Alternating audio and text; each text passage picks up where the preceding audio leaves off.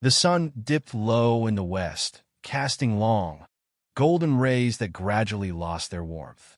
The sky darkened as the last remnants of sunlight faded, leaving only the pale glow of the moon, which hung high over the island. Flickering lanterns illuminated scattered buildings, their feeble light barely holding back the encroaching night. On the southern slope of the island, nestled near the main entrance of the Lap Wizard territory, stood a sturdy stone house. Inside, a lesson was in session. The classroom was spacious, with 10 long wooden tables arranged in neat rows, their surfaces worn smooth by years of use.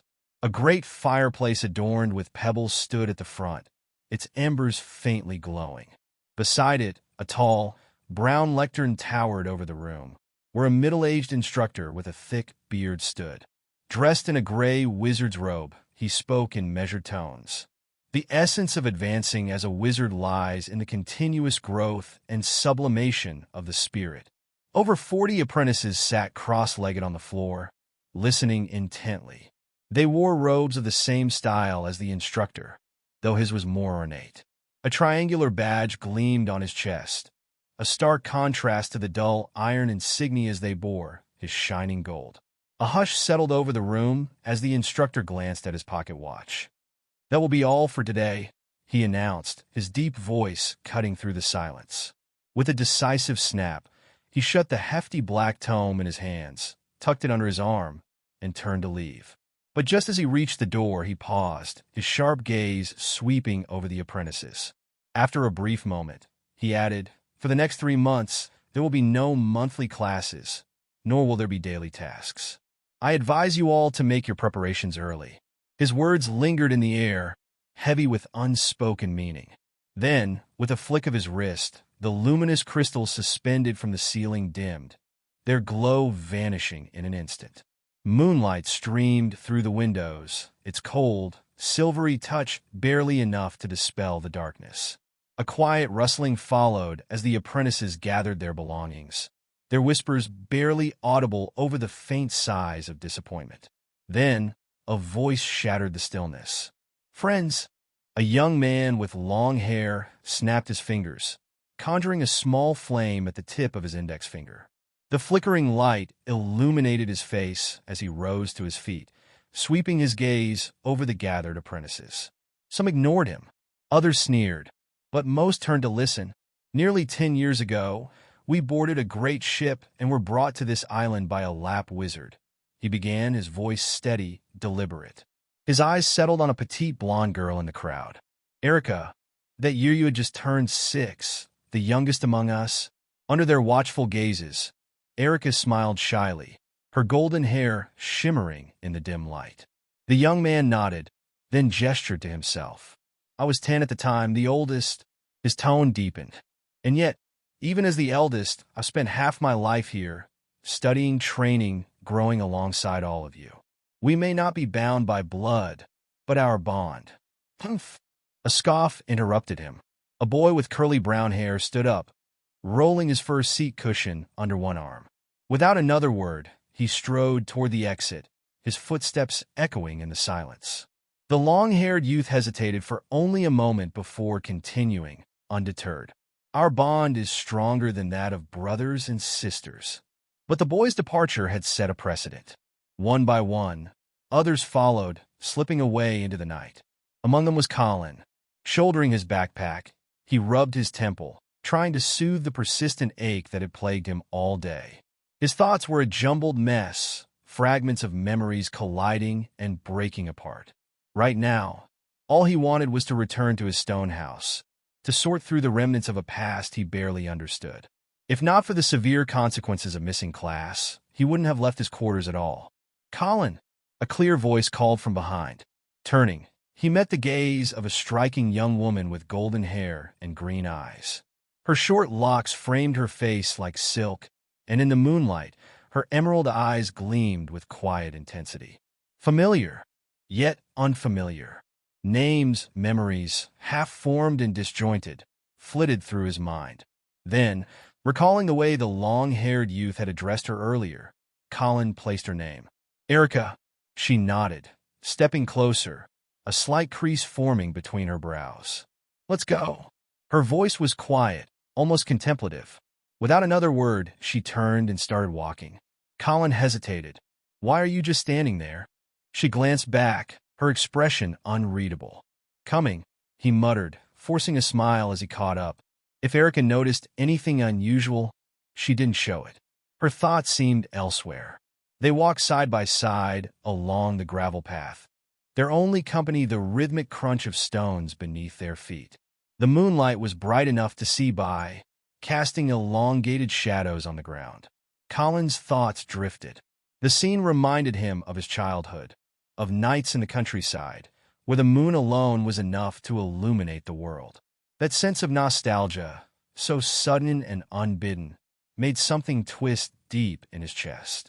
Home, a place now as distant as his past life. Colin, what are you planning to do? Her question caught him off guard. Plan? What plan? His lingering homesickness shattered. He quickly composed himself. After a brief pause, he replied vaguely, same as before. Erica studied him for a moment, then nodded as if she understood. Her gaze drifted forward. I wonder how many people Charlie will gather after his speech. But you were right before, weak people banding together are still weak. Surviving in the gathering places won't be easy. She tucked a loose strand of hair behind her ear, hesitating before continuing. I'm planning to head into the dark forest. Colin's steps faltered. The dark forest. Fragments of memory surfaced. A vast, untamed wilderness to the north of the settlement. A place brimming with opportunities, but one where even basic-level wizard apprentices rarely returned from. Colin, Erica said suddenly, her voice quieter now. You have a way to advance, don't you? His blood ran cold. For a heartbeat, he said nothing. He couldn't remember. He truly couldn't. Erica, however, misread his silence. A ghost of a smile crossed her lips. Don't worry. Your secret is yours to keep. Every wizard has their secrets. I'm not interested in prying. I just wanted someone to talk to. She exhaled softly, glancing at the sky. Do you still remember Ryan? At the name, something clicked. Like a puzzle being pieced together, his scattered memories slowly aligned. Faces. Places. A town lost in time. He swallowed. I remember, Colin murmured at last. His voice was rough, as though the words themselves carried weight. That was our home, and at long last, the past came rushing back. Under the cold moonlight, the moon cast its silver glow upon the gravel path, where two figures walked side by side. Their elongated shadows wavered behind them, shifting with each quiet step. Yes, our hometown, Erica murmured, her voice tinged with nostalgia. Nearly a decade had passed since she and Colin stood together in the capital city of Ryan.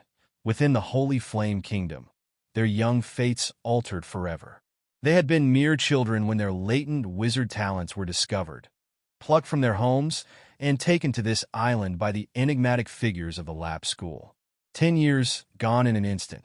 I don't know if we'll ever get the chance to return, she whispered, tilting her head back to gaze at the pale moon. Her golden hair, loosened by the night breeze, cascaded over her shoulder, a soft contrast against her youthful, delicate features. There will be a chance, Colin replied, his voice low, his mind still lost in the tangled maze of memories he had been piecing together. Hearing this, Erica forced a smile. She assumed he was only trying to console her, an empty comfort. The sea was vast, unpredictable, and full of dangers. Without becoming an official wizard, the notion of returning to Ryan was nothing more than a distant dream. Do you miss it? She asked, her gaze fixed on the distant horizon. Colin exhaled slowly, his mind finally settling as the last remnants of pain faded from his skull. I do, he said, lifting his eyes to the familiar yet foreign moon. Very much. The memories had settled into place. The original Colin had been barely 7 when he was taken, the son of a middle-class family, cherished by loving parents, and an elder brother to a 2-year-old sister. He had longed for Ryan, just as Erica had. But he, the soul inhabiting this body, missed Earth. Even though he had only arrived in this world recently, the ache of homesickness gnawed at him, far stronger than anything he had felt in his past life. The gravel beneath his feet, the black stone buildings looming in the distance, the moon that looked so much like the one he once knew. Everything was different. He was no longer on Earth. He was no longer himself. And as for Erica, there had never been any special bond between her and the original Colin. Back in Ryan, they hadn't even known each other. But being from the same homeland had drawn them together. Living in adjacent stone houses had turned them into familiar strangers, orbiting each other's lives in the lonely confines of the wizard territory. Perhaps that was why she walked with him now, simply because their paths led in the same direction. Colin, Erica hesitated before continuing, her voice barely above a whisper. If you become an official wizard one day and return to Ryan, can you send my regards to my parents? As her golden hair slipped forward, half veiling her face, Colin caught the glint of quiet hope in her emerald eyes. His lips parted, as if to say something, to tell her the truth. But in the end, he simply nodded. They walked in silence for a while, their footsteps the only sound against the quiet hum of the night. Then Colin finally spoke. The dark forest is too dangerous, Erica. Even if you don't advance in 3 months, there are still ways to survive in the gathering areas. You don't have to. But if I don't take this chance, I'll never see home again. She cut him off, her voice sharp with frustration. On this entire island, only the Lap School has official wizards. Only they have the resources and knowledge to train new wizards. And even if I don't advance, staying with the school means there's still a chance. She took a shaky breath, her fists tightening. A chance to return with the school's recruitment fleet. They set sail once every 5 years. If I leave now, I lose everything. She sighed, her expression weary yet determined. If I become a wild wizard, there's no hope left. Colin didn't respond. He didn't need to. She was right. Once the assessment ended, the Lap School's protection would be gone. And those peripheral wild wizards, the exiled apprentices who had formed their own alliances, would become a threat. For a mere basic-level apprentice like Erica, just surviving would be a challenge. She smiled bitterly. I have no other choice, Colin. This is the only path left for me. Her voice was steady now, as if reinforcing her own resolve. Then, with a faint smirk, she added, at the very least, I won't sell myself like Annie did just to stay in the school. A shudder ran through her, and for the first time that night, Colin saw fear flicker in her eyes. Colin, too, felt a cold unease settle in his gut. The image of Annie's twisted form surfaced in his mind. Her hands and feet no longer human, replaced instead by writhing gray-black tentacles, dripping with an unnatural slimy sheen. Selling one's body in the world of wizards wasn't just a metaphor. Even if the trade was with a high-ranking apprentice, the consequences were horrifying. No matter what the price, the loss always outweighed the gain. Neither of them spoke after that. The silence stretched between them as they approached the residential area. Here, at the farthest western edge of the school, stood rows of stone houses, forming a rough square. Hundreds of apprentice quarters, simple yet sturdy, built to shelter those still struggling to claim their place in the wizarding world. Colin's house was even closer than Erica's. As they reached his doorstep, they both slowed to a stop. For a brief moment, neither of them spoke. Colin, Erica began. Boom! A thunderous explosion shattered the night. A piercing, inhuman scream rang through the air, sending a jolt of ice through Colin's veins. Reflexively, he covered his ears, his gaze snapping toward the source of the sound. Beyond the wooden fence that marked the boundary of the Lap wizard territory, at the foot of the mountain, an eerie green light pulsed through the darkness. It slithered like a mist, seeping into the air with an unnatural glow. A heartbeat later, an invisible spiritual barrier flared into existence, expanding from the center of Blackstone Castle, spreading in a massive dome to encompass the entire wizard territory. Colin took slow, steady breaths, forcing himself to calm down. But his heart hammered against his ribs. I wonder what cursed thing it is this time, Erica muttered, watching the green light with wary eyes. Colin said nothing. His fingers curled into fists, a chill creeping up his spine. He knew he was in the safest part of the territory. He knew the guard team would handle whatever horror lurked beyond the walls. Something about it felt wrong. I wonder how many died this time, he murmured. Erica chuckled, shaking her head. You never used to think like that. Colin exhaled. The arrogance of the previous Colin felt almost laughable now. And yet, in this world, power truly was everything. Let's not dwell on it, Erica said with a weary smile. I leave for the dark forest at dawn.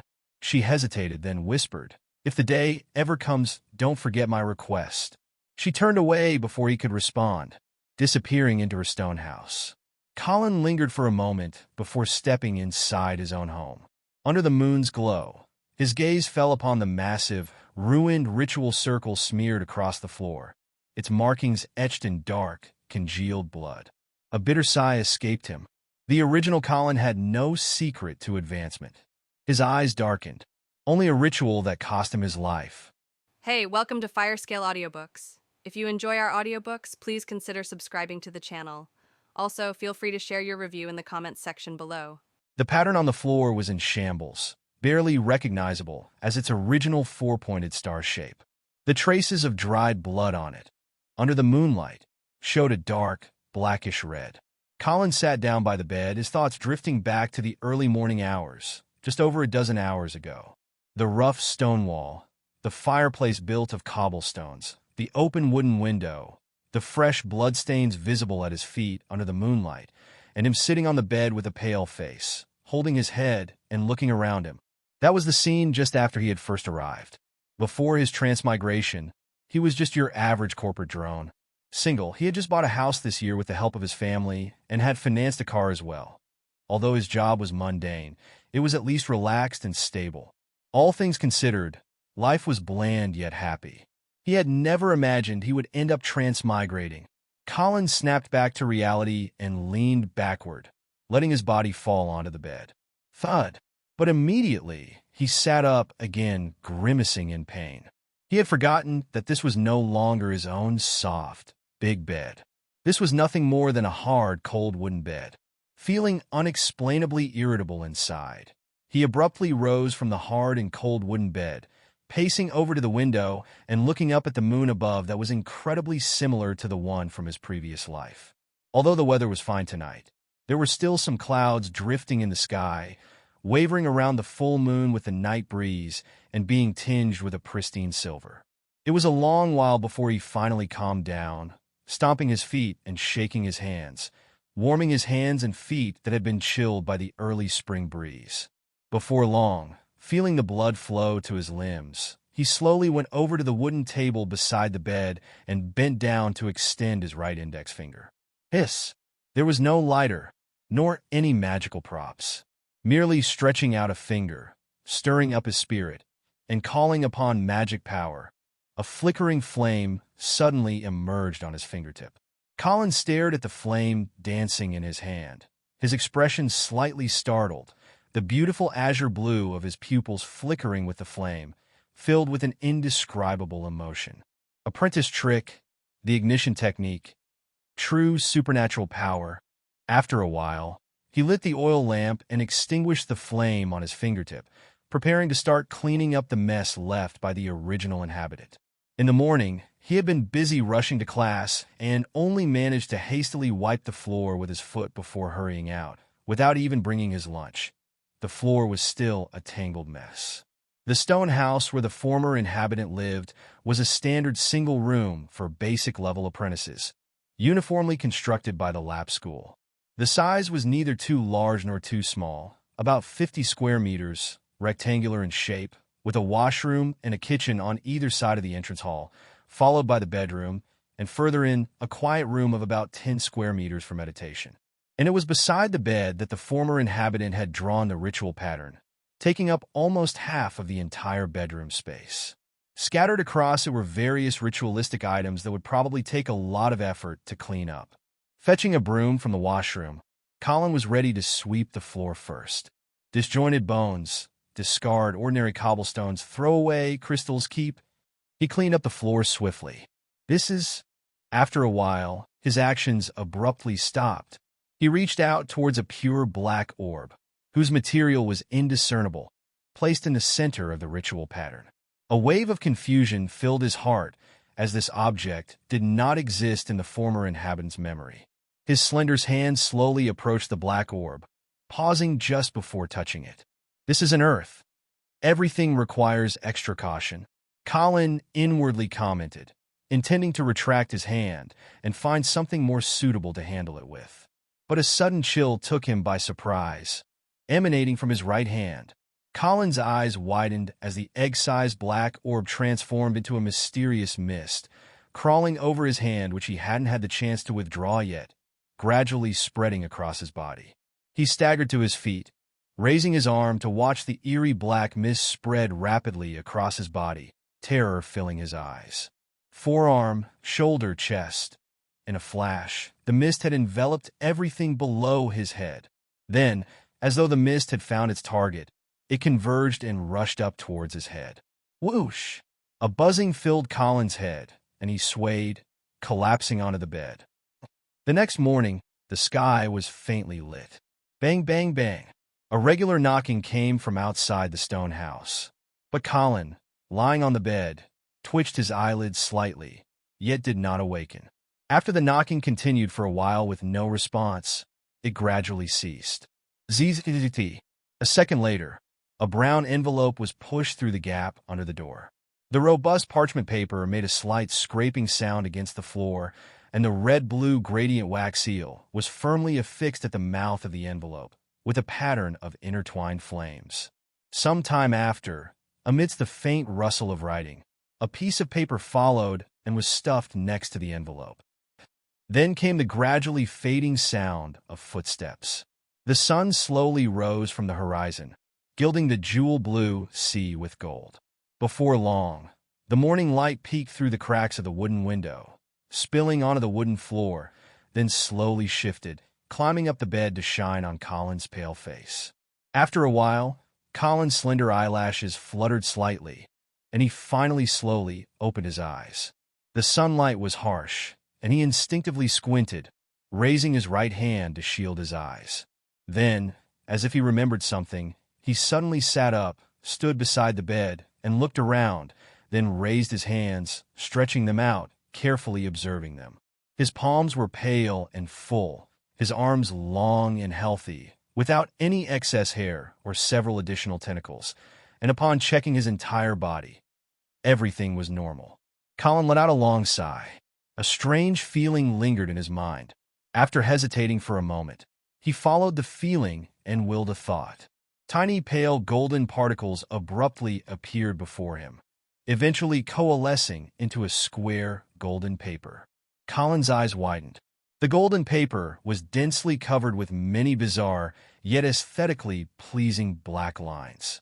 For some reason, these lines inexplicably reminded him of the black sphere from last night. And this golden paper? A thought struck him suddenly. Wasn't this the craft I bought from an antique market in my past life? Could this be my golden finger? The changes continued, and the bizarre black lines on the golden paper suddenly writhed and twisted. In no time, they transformed into a few lines of text he was most familiar with. Name: Colin Leonard. Rank: Basic Level Wizard Apprentice, 53 out of 100. Meditation Method: Apprentice Level Circulation Meditation, 78 out of 100. Witchcraft: Ignition Technique, 87 out of 100. Condensing Water Skill, 68 out of 100. Light Brightness Skill, 41 out of 100. Limit Breaking Points, 0. Two more pieces of information came simultaneously. Before the limit, every practice must lead to progress. After the limit breaking points can be used to break through the limits and continue to improve. His heart thumped uncontrollably, and Colin breathed deeply for a while, then seemed to think of something and stretched out his right hand. Hiss! An orange flame flickered at his fingertip, and then it was extinguished. Colin lowered his hand and exhaled, willing the golden paper to appear once more. The pale golden particles gathered, and the black text emerged again. His gaze quickly swept down, and in the witchcraft column, a symbol appeared behind Ignition Technique before gradually fading away, returning to 87/100.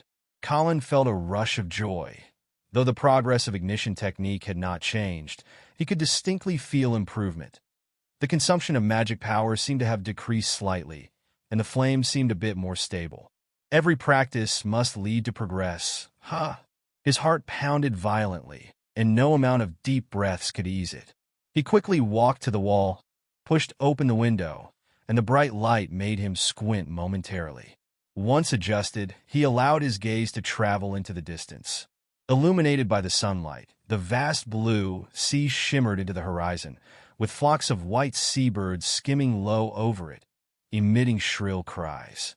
A breeze carrying the scent of the sea gently brushed his face, and amidst the refreshing sensation, he finally started to calm down. The appearance of the golden paper had dispelled much of the oppressive gloom that had lingered in his heart. This world was too dangerous. Strange rituals, an unfamiliar world, a 3-month deadline, the eerie green flames from the gathering place last night. Now, he finally had something to rely on, but it's not yet time to relax. He breathed out a foul breath, invigorated his spirit, and strode towards the meditation room, ready to make a careful plan for what to do next. Click! The next second, Colin halted in his tracks. Puzzled, he lifted his foot, and underneath was a white seashell he had crushed. Having fainted in the middle of cleaning last night, the place was still in disarray. He pondered for a moment, then bent down to pick up the broom on the ground. I should clean up here first, to prevent anyone from discovering traces of the ritual. Then he touched his stomach, deciding to get something to eat after cleaning. After all, he hadn't eaten anything since yesterday. Colin withdrew his gaze from the kitchen, ready to sweep the floor. But the next second, he looked up again at the doorway. A brown envelope and a white piece of paper lay quietly beneath the wooden door. The slight breeze that wafted through the gap between the door and the floor made the white paper flutter slightly. Colin frowned slightly, dropped the broom, and walked towards the door. Colin Leonard, when you arrived, it seemed you were either not there or didn't hear my knock, perhaps busy in the meditation room. Regardless, do you still remember what I asked you for last night? If one day you get to meet my parents, please could you deliver this letter to them? Thank you. There were some smeared marks on the white paper here, as if hesitating, followed by the last sentence. Lastly, I wish you success in advancing and becoming a great official wizard. Erica St. Flame. After reading the white paper, Colin silently took another brown letter in front of him, inspecting the beautifully splendid red and blue interwoven fiery seal. It was the royal emblem of the Holy Flame Kingdom. He safely stored the brown letter and folded the other piece of white paper to the side. Colin then continued to pick up the broom to clean up the aftermath. After cleaning up, he quickly shoved down a loaf of coarse bread with the cold water from the kitchen tank and immediately rushed to the meditation room. The letter from Erica slightly relaxed yet tensed him up again. He was far from the point where he could relax. The golden finger was still unclear. What was the limit-breaking point? Could it help him successfully advance within the last 3 months? If not, what would he do at external gathering spots to save his life, avoid exploitation, or even secure closer resources? He ignited the oil lamp and incense in the meditation room using the ignition technique. In the flickering light, Colin sat cross-legged, turned over the glass hourglass next to him, slowly closed his eyes, and started to test the effects of meditation. The meditation room had no windows, daylight forcibly isolated outside. The room illuminated only by a weak light from a single oil lamp, next to which a thin incense stick burned, emitting a calming scent. Reflecting the firelight, the fine yellow sand in the glass hourglass flowed evenly under gravity, falling to the bottom, gradually forming a sharp mound. The sun slowly swept across the sky. Its warm glow brushed across the land and sea, finally sinking at the horizon, leaving only the last fragments of shimmering light scattering golden powder on the undulating sea. In the evening, amidst the cries of seabirds returning to their nests, Colin suddenly opened his eyes. A total of 7 hours had passed in the glass hourglass on his right, the last stream of yellow sand slipping through. With a thought, Colin summoned the golden paper. In the faint golden light visible only to him, Colin smiled. In the meditation section, The progress of circulation meditation method quietly changed from 78/100 to 85/100. In the rank section, behind basic level wizard apprentice, a symbol appeared, extremely faint and fleeting. 1 hour can enhance the meditation method by 1 point. He closed the golden paper, stood up, and stretched his body. Depending on the proficiency of the meditation method and one's own aptitude, different wizards have limited time for each meditation session. Thereafter, one must sleep to recover before continuing. Today's meditation time had reached its limit.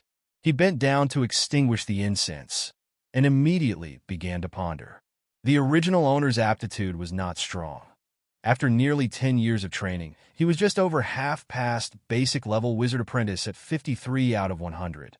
To successfully advance in the next 3 months, it seems he has to put more effort into meditation.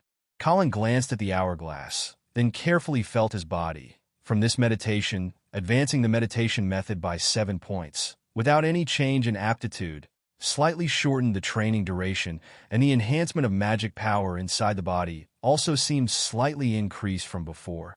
In this case, if the meditation method could break through the limit for a significant improvement, then advancing within 3 months seems not entirely like a fantasy.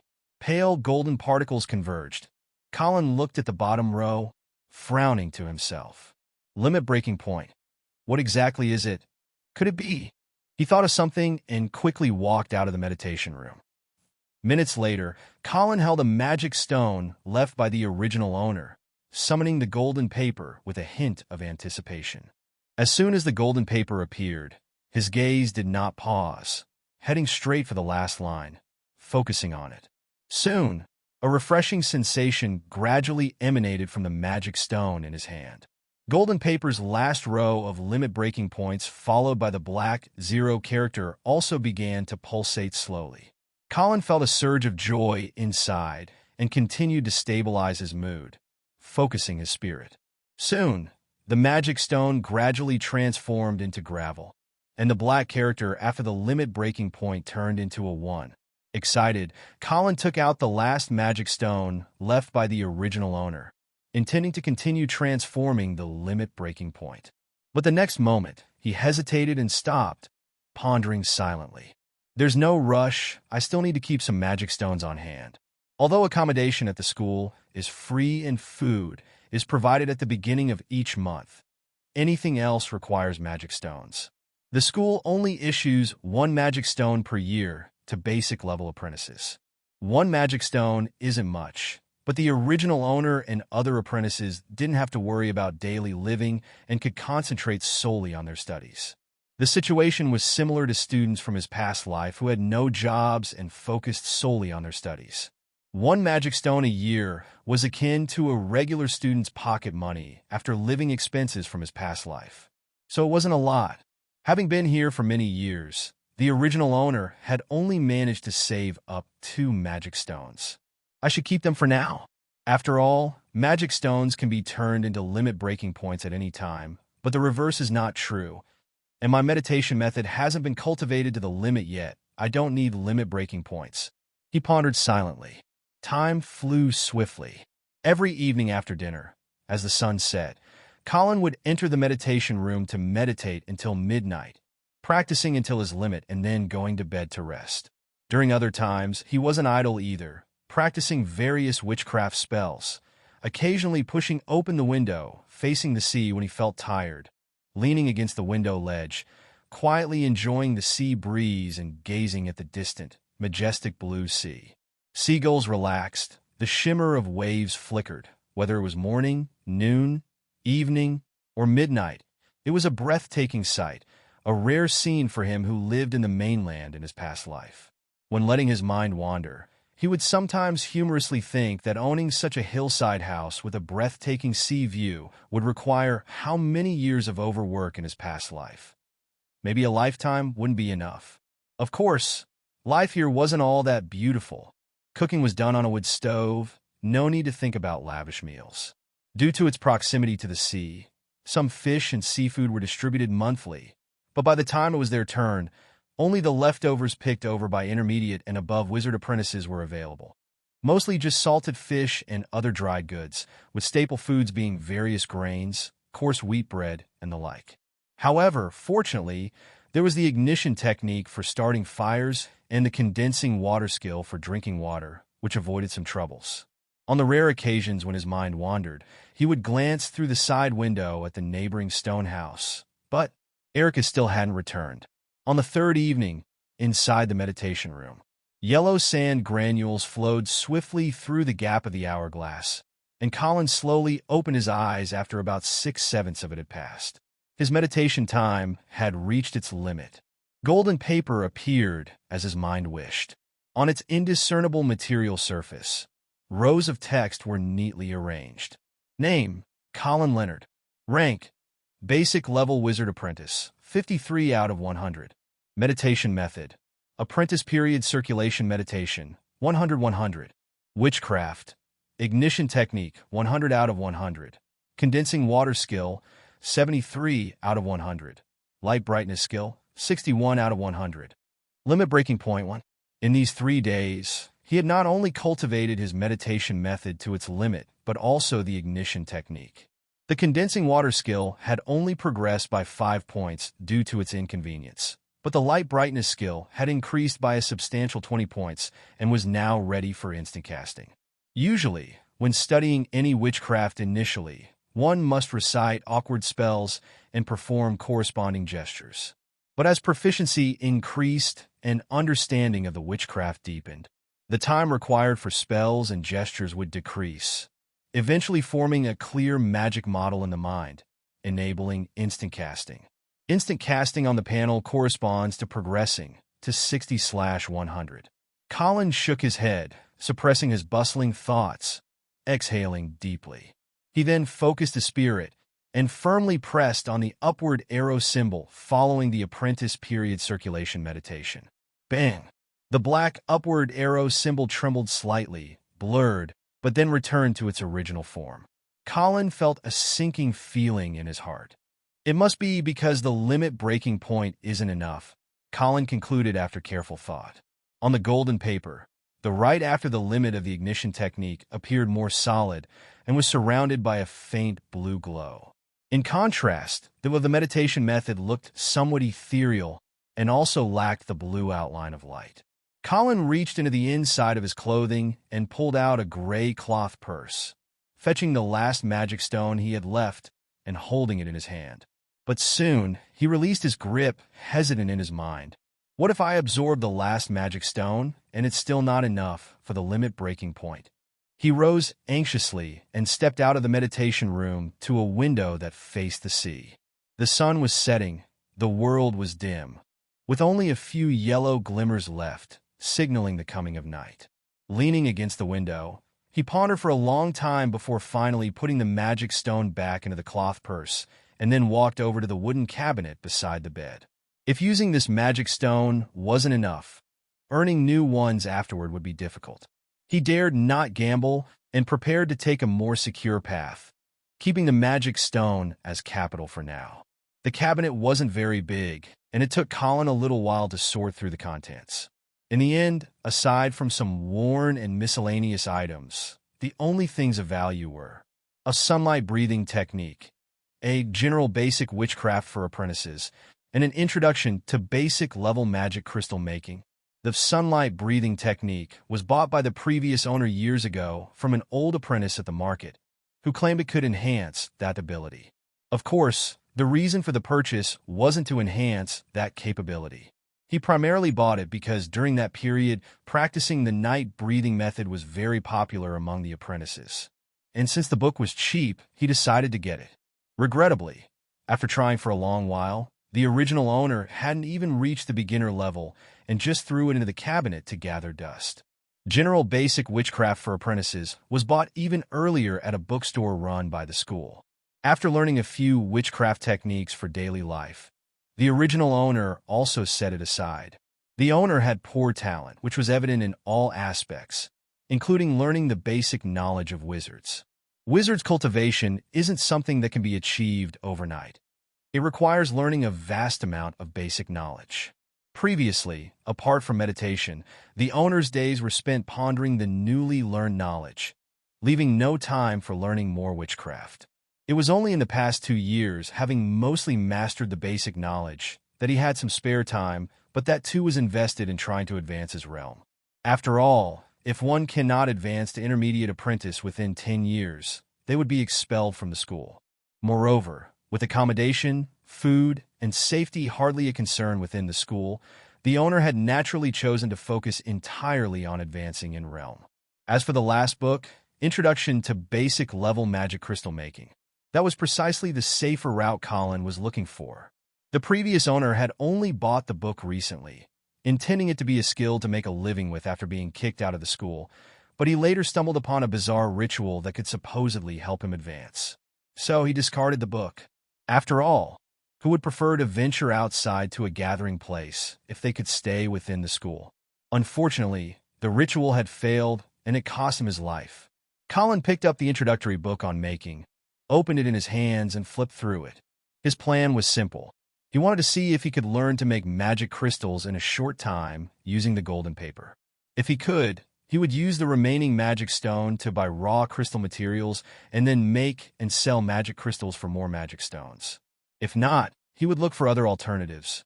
The pale yellow cover of Introduction to Basic Level Magic Crystal Making was slowly opened. Crystals, found near magic stone veins, are naturally perfect carriers of magic power. Thus, magic crystals came into existence. This was the opening quote, mainly giving a brief introduction to the origin of magic crystals. Starting from the second page, it's all substantial content. The first third is about selecting crystals, followed by more than 10 different types of specific magic crystal making methods. The moon rose, and the shimmering sea displayed a silver-white path of light. Under the lamp, Colin read through the whole book word by word, and then slowly closed it. Perhaps thanks to the golden paper, or perhaps because his talent exceeded that of the original owner. After reading the entire making manual, he encountered no points too obscure to understand. With a glint in his eye, he decided to strike while the iron was hot and start practicing magic crystal making right away. Luckily, because of the ritual, the original owner had left behind more than 20 crystals, which would serve as raw materials. Colin stood up with the book, took the crystals from the desk, and entered the meditation room to sit cross-legged. After carefully flipping through the book and pondering for a while, he decided to learn to make bright crystals.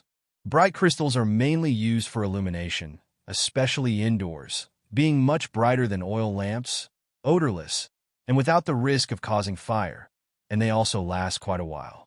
Even the worst mixed crystals used for making bright crystals could usually be charged at least 30 times, with each charge providing about 3 hours of lighting.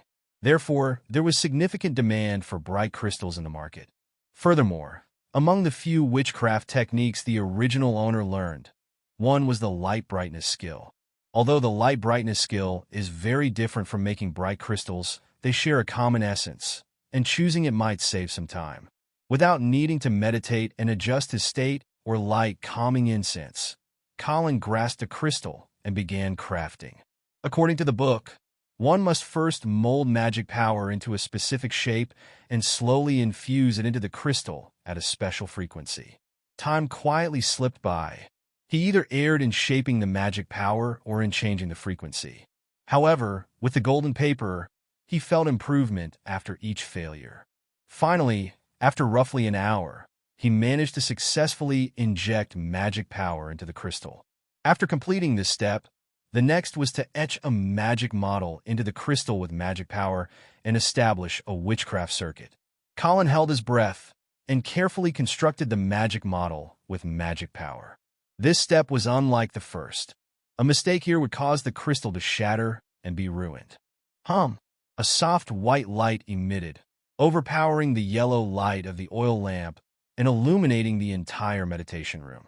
Colin moved his neck, releasing a relaxed breath. It was now noon on the second day, with bright sunshine. Had there been windows in the meditation room, it would be brilliantly lit at this moment. Of course, the meditation room was indeed brilliantly lit at this moment. In Colin's hand, the bright crystal consistently emitted a gentle white light. With a thought, pale golden particles converged, and he looked at the golden paper. In the limit breaking point column, a new entry had appeared. Skill, basic level magic crystal making. Using his thoughts to open it, a new line slowly emerged below. Bright crystal making, 1/100. Golden paper classified apprentice-level witchcraft crystal, making into major categories. Upon opening it, one could see the folded progress information of different specific types of magic crystal making. After depleting over 20 crystals left by the original owner and spending more than 10 hours, Colin finally succeeded once, albeit by luck. This pace, although faster than most people's first success, was nothing special. When he bought this book, an old apprentice who sold it mentioned someone had successfully made a magic crystal within half a day. Of course, Colin later realized that lucking out with one successful attempt and being able to make it consistently were entirely different matters, with a vast gulf between the two. However, he had the golden paper to assist him. As long as he kept making them, successful or not, there would be improvement, small from failure, large from success. Only he could see the pale, golden particles floating and dispersing in the air. His bright crystal radiated a comforting white light, filling Colin with a sense of security. Maybe, just as Erica said, do I still have a chance to become an official wizard? He shook his head, suppressing his wandering thoughts. It all depends on how much the meditation method will improve after the limit breaking. But moments later, his thoughts uncontrollably began to drift again. Apprentices are merely human, and even an advanced apprentice has a lifespan limit of 120 years. But an official wizard, if I remember correctly, Master Lap has been alive for nearly 300 years. 300 years! How much the world has changed. Dynasties have come and gone. Gurgle. The churning sound in his stomach interrupted Colin's daydreams, and he got up to leave the meditation room, planning to fix himself something to eat. After lunch, Colin was so sleepy that he props onto his bed and slept until midnight, then rubbed his sleepy eyes, got dressed, and rose from his bed. Standing by the window, listening to the sound of the waves, feeling the sea breeze, and admiring the sparkling reflection of the starry sky on the sea surface for a while, he began to pack things, preparing to go out at dawn to purchase raw material crystals. The school's black iron identity badge, a must-have, brings a sense of security on the outside. Not to mention the magic stone-filled pouch. Must bring that too. It seems these two are all I need to take. Colin, holding the pouch, seemed to recall something and walked toward the meditation room. After a while, with dust flying around, he picked up a dust-covered knight's sword from the wooden rack in the corner of the meditation room. This sword was bought by the original owner along with the breathing skill. Before placing it there, the original owner had coated it with a layer of grease, so it was in good condition despite being stored for a long time, albeit a bit dusty. Unfortunately, for him who was not a knight, this sword served only as a decoration, of little use if any danger arose. Maybe later, I could start practicing the knight breathing skill, he thought, as he placed the knight sword back on the rack. Wizards, since their magical power subtly enhances their physique during meditation, are not weak physically. However, that's just it, nothing more. At the basic level wizard apprentice stage, magical power merely keeps the body healthier. Quality enhancement would have to wait until one becomes an official wizard. That's why many sufficiently capable apprentices also trained in a breathing skill, keeping it as a fallback measure during their apprentice stages. After all, an apprentice in the basic stages, with limited mastery over witchcraft, theoretically would not be more powerful than a peak knight. And beyond a peak knight, a great knight not only could live up to 150 years, but was also quite competent in combat. But still, they couldn't compare to wizards, even a basic-level wizard apprentice. Of course, that's assuming a fully equipped basic-level wizard apprentice. Colin didn't qualify as such. After all, the knight's glaring weaknesses were too targeting-prone. A single wizard's standard spell against human knights, Mind Shock, was enough to handle most ordinary knights.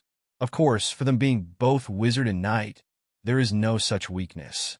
Like those basic-level wizard apprentices who had always been laying the foundation and had not learned too much witchcraft, they used the knight's methods more often in their daily fights. After all, the knight's methods were more covert, quieter than most witchcraft. Having many skills is not a burden. Becoming a great knight through the use of golden paper and extending my life to 150 years might be more realistic than becoming an official wizard, Colin thought unintentionally. Then he bent down and pulled out a brown leather half-armor from the lower layer of the wooden rack where the swords were placed. This too was bought along with the breathing skill. Knight sword, breathing skill, half-armor. They were bought as a set. Holding the armor, Colin did not disdain it this time, but rather wiped it clean and immediately wore it under his wizard robe. After putting on the armor, although he knew it might not be very useful, he still felt a considerable increase in his sense of safety. Later, he wandered around the stone house for a few more rounds and finally found an iron plate the size of a human face in the kitchen's corner. After some thought, he tied it to the chest of his leather armor, instantly feeling even more secure. After all the hustle, it had started to get slightly bright outside. After checking all the items he was carrying again, Colin took a deep breath, pushed open the wooden door, and walked out. By the seaside, the fog was thick, and it was still not completely bright outside, somewhat dim, with veil-like white fog undulating in the air. The pebbled pathway was extremely quiet, which was a usual state for the place they lived. Apart from the laborers who cleaned the excrements and the stewards who delivered food each month, few people visited here. Most apprentices had heavy coursework and didn't have much time for socializing, and since they didn't need to hustle for meals, they mostly stayed home and seldom went out. Walking outside the residential area and following the wooden fence for a few meters, he reached the main gate of the wizard territory. Calling it a main gate in reality was just two sections cut out of the fence, making a simple wooden gate that could be opened and closed. One gate was wider for easy transportation of supplies, and the narrower one was for people to pass through. The narrow gate wasn't locked, but merely fastened with an iron rod. Colin pulled the iron rod aside and checked again if he was carrying his school badge before pushing the gate open. The wooden fence around the school wasn't tall, barely over a meter high, serving only to prevent small animals from entering.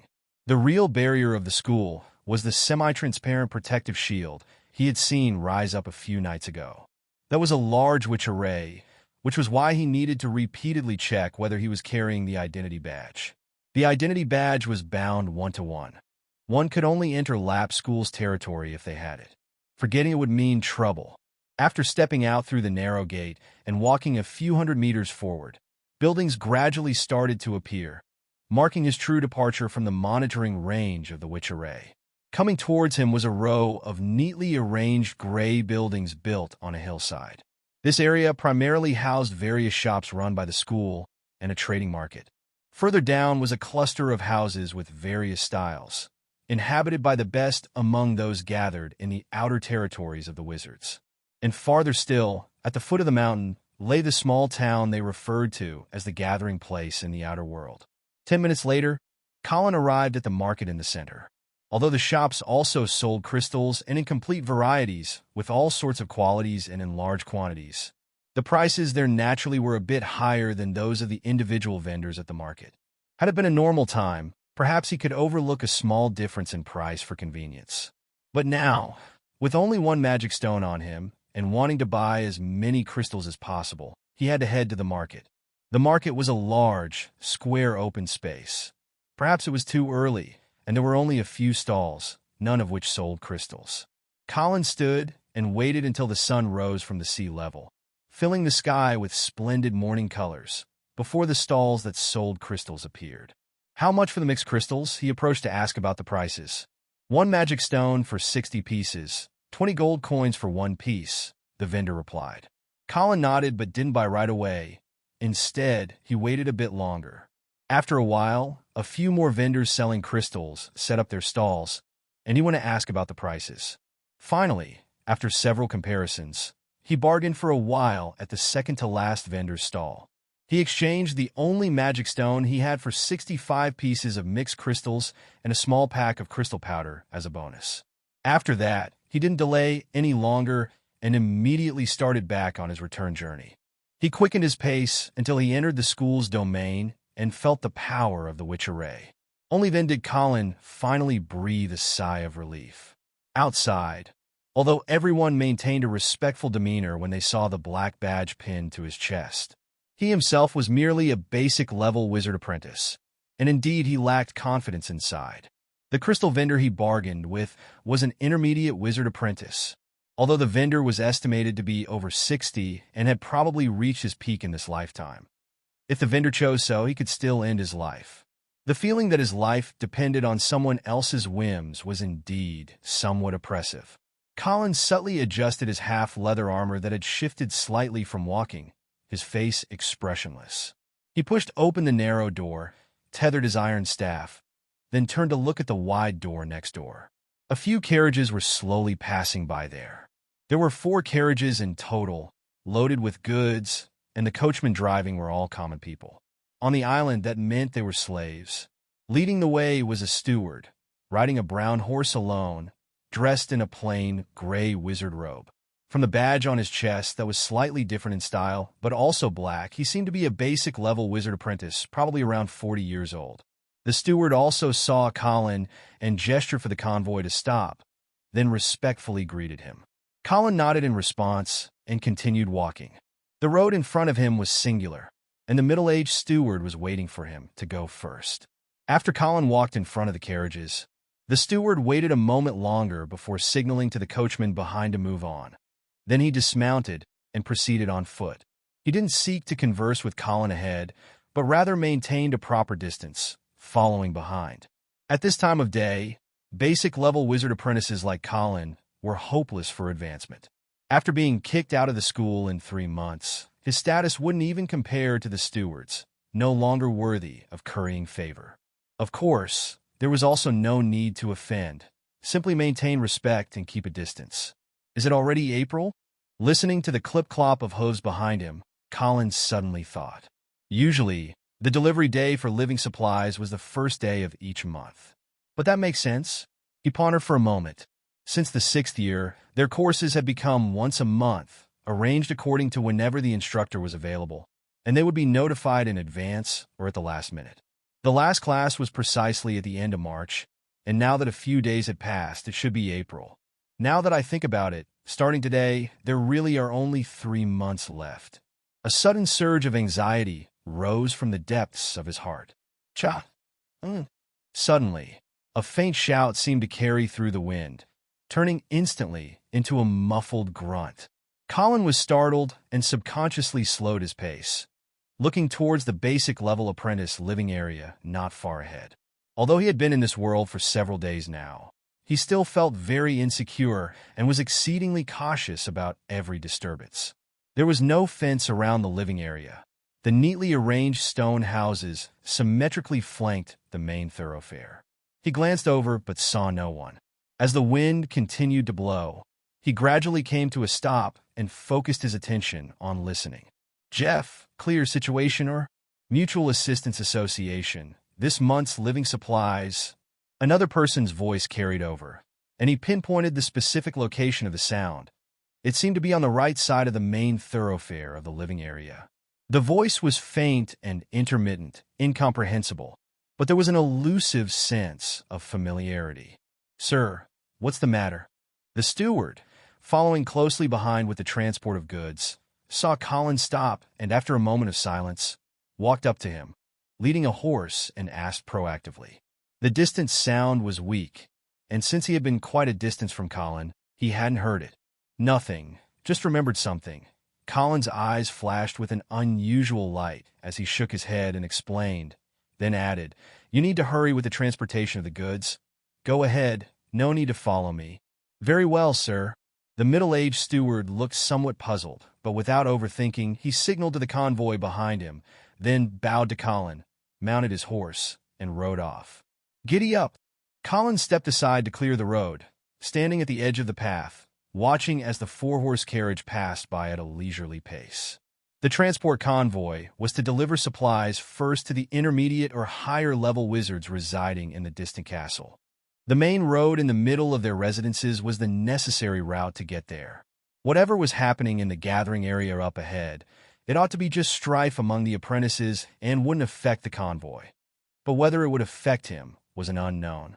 For caution's sake, it was best to let the convoy lead. That way, at least he would have ample reaction time. In this strange world, one must be careful in all things. As the last carriage slowly passed by him, Colin's gaze flickered, and he suddenly quickened his pace, walking alongside the carriage, keeping pace with it. Because it was laden with a large amount of goods, the carriage was not moving fast, and it was easy to keep up just by quickening his steps a bit. The coachman on the carriage felt the presence of someone beside the vehicle and turned his head for a glance. Accidentally making eye contact with Colin, he instinctively became flustered and quickly turned away. But then, in a state of panic, he turned back again, tremblingly mustering a smile. Colin waved his hand, unconcerned. Ordinary people, unless they were relatives of a wizard, would always be just lowly slaves on this island. Soon, the convoy entered the main road of the residential area, which was not very wide. Colin quickened his pace, moving to the middle of the carriage so that his figure was completely obscured.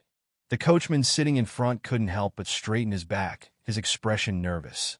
The convoy continued on, and using the gaps between the carriages, Colin turned his head to look to the right, from where the sound had come. His gaze swept over the tightly shut stone houses and empty alleys, seemingly peaceful, as if the earlier voice had been an illusion. Colin continued to observe. Soon enough, he noticed something unusual. In the third, dim alley sandwiched between stone houses, 3 figures stood in the middle, effectively shielding the path tightly. They were all looking at the convoy passing by the alley. Charlie, Owen, and that person in the shadows, somewhat hard to make out, the black man Haywood? What were they doing gathered there? Colin wondered. Is that Jeff? His pupils contracted suddenly, his heartbeat accelerating. Behind Charlie and the other two, someone with a bloodied face unexpectedly stood up. The features of the figure were somewhat obscured by the blood, but the dismissive scoffing from Jeff during Charlie's speech in class that day, and the sight of him leaving first, remained vivid in memory. He was certain that he wouldn't mistake it. That was Jeff. As the scene inside the alley gradually vanished from sight, Colin slowly turned his head back. Could it be Charlie taking revenge for the humiliation Jeff caused him that day? He speculated silently. Although the logic could match up, something still seemed off to him. But why would Haywood and Owen be with him? Did Jeff also offend those two? Or were they helpers Charlie found? And the Mutual Assistance Association? Now he remembered the vague voice from the wind earlier, which he suspected was Charlie's. After following the carriage for a bit more, Colin turned into a small alley on the left, looping back to his own stone house. Upon returning to his stone house, he set aside the incident in the alley, hastily ate breakfast, and without further ado entered the meditation room. He was about to start crafting a bright crystal. In the meditation room, under the dim light of the oil lamp, piles of vividly colored crystals sparkled atop the brown blanket. Crack! With a sigh inside his heart, Colin tossed the crystal fragments in his hand into the wooden bowl on the left, then picked up a new mixed crystal from the pile in front of him and continued his work. Since returning to the stone house, other than eating lunch at noon and stepping out in the afternoon to move the life supplies delivered to his doorstep by the caravan, he spent all his other time making crystals. Whenever his magic power was depleted, he would meditate on the spot to recover. Once recovered, he would continue making crystals. It continued until evening. The oil lamp flickered in the meditation room. Colin saw a small heap forming in the wooden bowl for crystal waste on his left, while there were only a few completed bright crystals on his right. After a while, he breathed out slowly, a hint of joy flashing in his eyes, and placed the successfully made bright crystal to his right. Then he rubbed his throbbing head. The depleted magic power could be restored with meditation, but the spent spirit could only be replenished through sleep. There are still 35 left. Counting the remaining crystals, he gained a clearer understanding of how many magic crystals he could attempt to make in one day. Roughly about 30 per day, and I need to recover my magic power after every 10 I make. I estimate that the number will increase with skill proficiency and rank. He counted the number of successful bright crystals again on his right. 7 in total. The success rate is a little over 20%. With the market price of bright crystals, such a success rate was not profitable. But he was not worried. Under the influence of golden paper, his success rate for making crystals was soaring. According to the current progress, the remaining crystals were enough to increase his success rate for making bright crystals to 50%. And a 50% success rate meant breaking even, while anything above that signified turning a loss into profit. The next day at noon, after having lunch, Colin brought the 20 bright crystals he had successfully made from the previous afternoon and this morning to the market. By now, all 65 crystals had been used up. After some selling, buying, and haggling at the market, his 20 bright crystals had been exchanged for 45 mixed crystals. He walked briskly back to the stone house.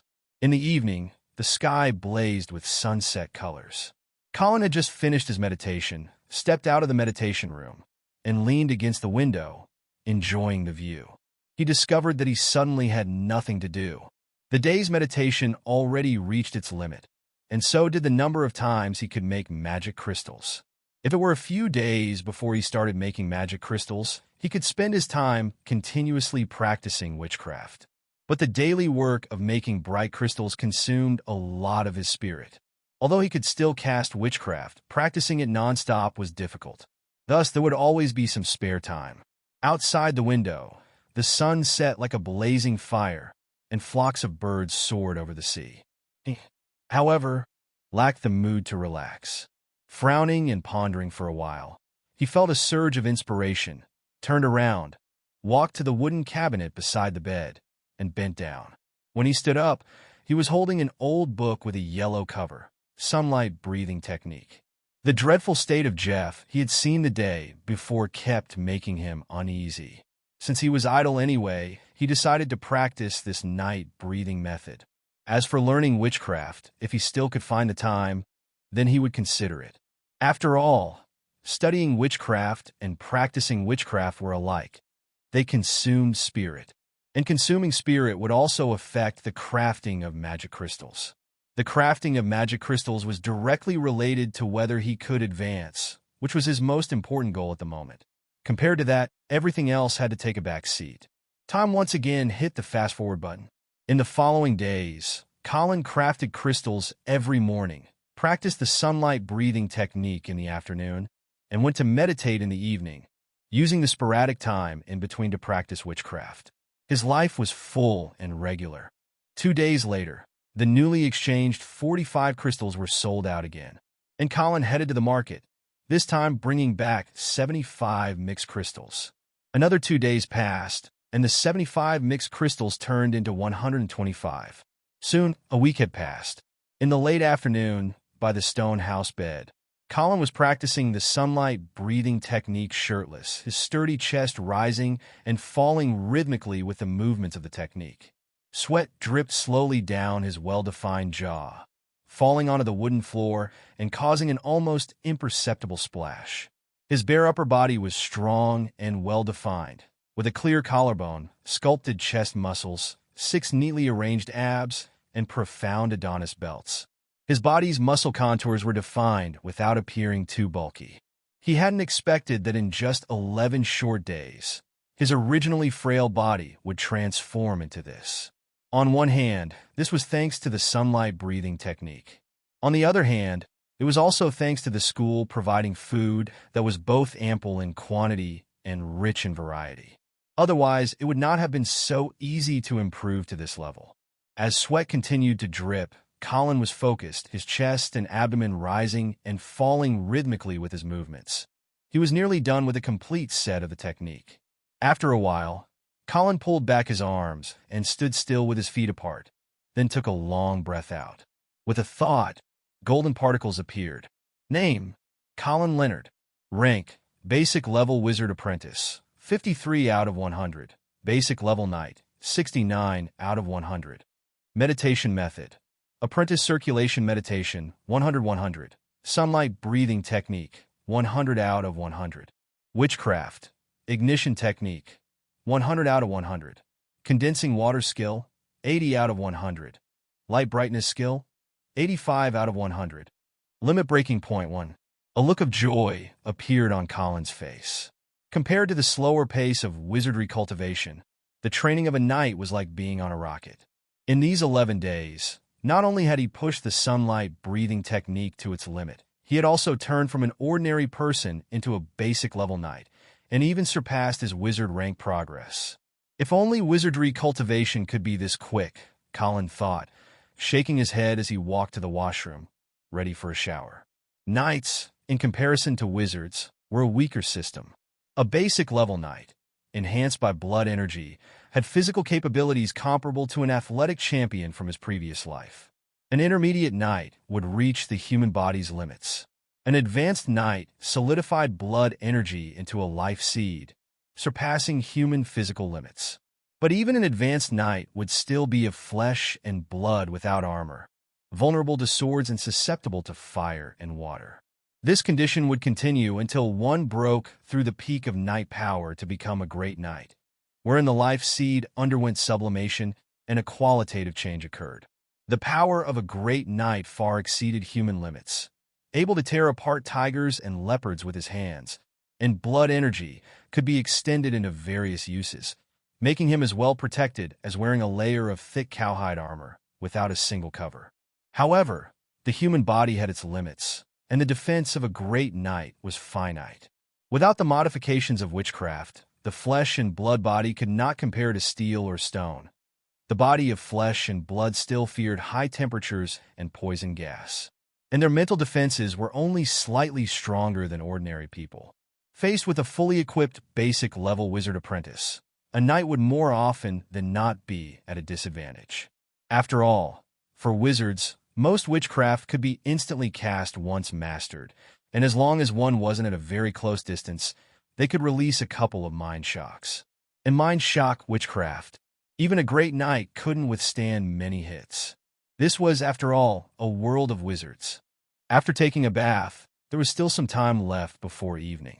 Colin packed up the crystals he had made over the past few days, ready to head out to the market to sell them. By the 5th day, the production progress of the light brightness skill crystals on the golden paper had already been pushed to the limit, with a success rate reaching 100%. He could now make up to about 45 bright crystals a day, which equated to approximately 1.5 magic stones. Excluding the cost of the crystals, the profit was 0.75 magic stones. In other words, he was now able to earn a stable 0.75 magic stones every day. It had been 4 days since his last trip to the market, and he had accumulated 160 bright crystals, worth 6 magic stones. He planned to keep some magic stones to replenish the raw materials for the crystals when he went to the market later, and use the rest to absorb as limit breaking points, to see if he could successfully break through the limits of the meditation method. "You're here again," greeted the smiling owner of the magic crystal store. A total of 160.